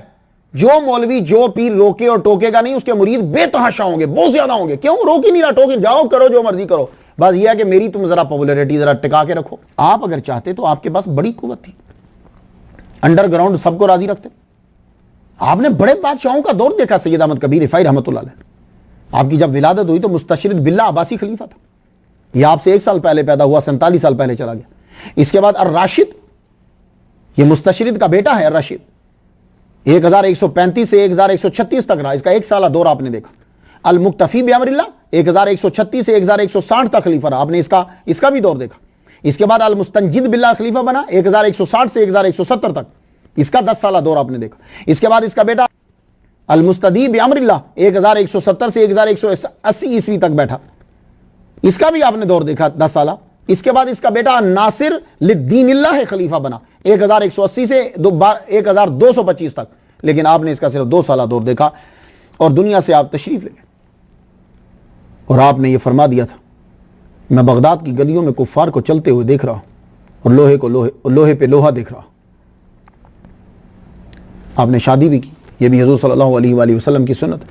آپ نے پہلا نکاح کیا تو بی بی خدیجہ انصاریہ بنت شیخ ابو بکر سے کیا. ان سے 2 صاحبزادیاں ہوئیں، فاطمہ اور زینب. اس زوجہ کا 553 ہجری میں وصال ہو گیا. آپ نے دوسرا نکاح انہی کی بہن رابعہ سے کیا، ان سے بیٹا پیدا ہوا. ان کا نام حضرت سید قطب الدین صالح ہے. کہتے ہیں کہ ان کا 17 سال میں وصال ہو گیا. آپ کا وصال ابن جوزی نے نقشہ کھینچا ہے. دنیا میں جس نے آنا ہو پھر جانا بھی ہوتا ہے. آپ کا نقشہ ابن جوزی نے کھینچا. وہ ابن جوزی فرماتے ہیں آخری مہینوں میں آپ بڑے بیمار رہنے لگے، کمزور ہو گیا. اور پھر جو 1 مہینہ جب رہ گیا، آخری 1 مہینہ جو آخری تھا 220 کا، یعنی ذوالقعدہ کہہ لیجیے، ذوالقعدہ میں آپ شدید بیمار ہو گئے. اللہ تعالیٰ جب کسی کو بیمار کرتا ہے بہت زیادہ، مسلمان کو اور نیک بندے کو، تو یہ سن لیجیے سب لوگ، وہ ایک بہت اعلیٰ مقام ہوتا ہے جنت میں، جہاں وہ ایک خاص عمل سے پہنچ سکتا ہے، لیکن اس کو ٹائم نہیں ملا. تو پھر اللہ تعالیٰ کیا کرتا ہے کہ پھر اس کو بیماری دیتا ہے. اس بیماری کی وجہ سے وہ اس مقام کے اوپر پہنچ جاتا ہے. یہ بات یاد رکھیے، اس لیے پریشان مت ہوا کریں فلاں ولی بیمار ہوا، فلاں بیمار ہو. نہ، وہ ایک خاص مقام ہے جہاں تک اسے پہنچانا ہے. تو اللہ تعالیٰ ایسے نہیں دے دیتا، ورنہ تو دوسرے اعتراض کریں گے کہ اگر فری میں دینا تھا تو ہمیں دے دے. ویسے اس کی مرضی ہے، وہ جو مرضی چاہے کر سکتا ہے، لیکن ایک عالم اسباب بھی تو ہے. تو وہ بیمار کرتا پھر اس مقام کے اوپر پہنچا دیتا. آپ کو بیمار کیا، جست انور آپ کا بالکل پاک ہو گیا. اللہ اکبر جل شانہ. وصال سے 8 روز قبل آپ نے لوگوں کو جمع کیا. اب آپ کا طریقہ یہی ہوتا ہے، ہر وقت ذکر اللہ اللہ اللہ اللہ اللہ اللہ، ہر وقت اللہ، ہر وقت اللہ، ہر وقت اللہ، ہر وقت ذکر کرتے رہتے. زبان پہ ذکر، دل میں ذکر، عمل میں ذکر، ہر چیز میں ذکر. اللہ اکبر جل شانہ ذکر کرتے رہتے. اب 8 دن قبل آپ نے روز قبل لوگوں کو بلایا اور وصیت کی. تنویر الابصار صفحہ 18 پہ لکھتے ہیں کہ آپ اپنا چہرہ جو ہے وہ کیا کرتے تھے، اپنا چہرہ خاک میں ملتے تھے، اپنے بال خاک میں ملتے تھے اور کہتے تھے یا اللہ مجھے معاف کر دے، یا اللہ مجھے معاف کر دے، یا اللہ. کتنا بڑا ولی اللہ کہ جس کے لیے حضور نے اپنا ہاتھ مبارک قبر سے باہر نکالا. دیکھو رب سے کتنا ڈرتے ہیں. ہم اور میں اور آپ کیا ہیں یار، نیکی کوئی نہیں ہمارے پاس. منہ خاک میں ملتے، چہرہ اور یہ بال اپنے خاک میں ملتے، کہتے اللہ مجھے معاف کر دے، اللہ مجھے معاف کر دے. اور آخری جب 8 دن 7 دن ہیں، لوگوں کو یقین ہو گیا اب دنیا سے چلے جائیں گے. لوگ ام عبیدہ میں بستی میں آ کے دور دراز سے آنے لگے. شینٹیز لگ گئی ہر جگہ، ہر آنکھ اشک بار ہے. ارشاد المسلمین میں ہے کہ جس دن آپ کا وصال ہوا 26 ذوالحجہ 220 ہجری میں آپ کا جنازہ ہوا، تو کہتے ہیں 9 لاکھ مرد تھے اور 6 لاکھ عورتیں تھیں. 5 مائل تک بندے تھے. 5 مائل تک بندے. ہر ایک تعریفی کلمات بول رہا ہے آپ کے بارے میں. الجائزڈ ایوری ون مینس قصیدے بولے جا رہے. آپ دنیا سے چلے گئے تو آپ کے نانا سیدنا شیخ یحییٰ انصاری رحمۃ اللہ علیہ کے ساتھ یعنی اسی جگہ پہ آپ کو دفنا دیا گیا.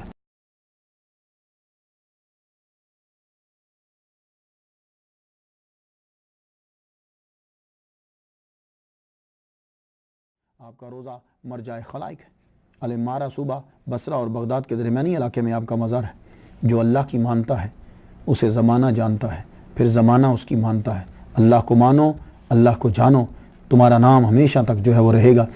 میں تو ان کے لیے 8 دن سے فاتحہ پڑھ رہا ہوں. آپ لوگ بھی فاتحہ پڑھ دیجئے. اللہ تعالیٰ کروڑوں رحمت نازل فرمائے. اجازت دیجیے. وآخر دعوانا الحمدللہ رب العالمین.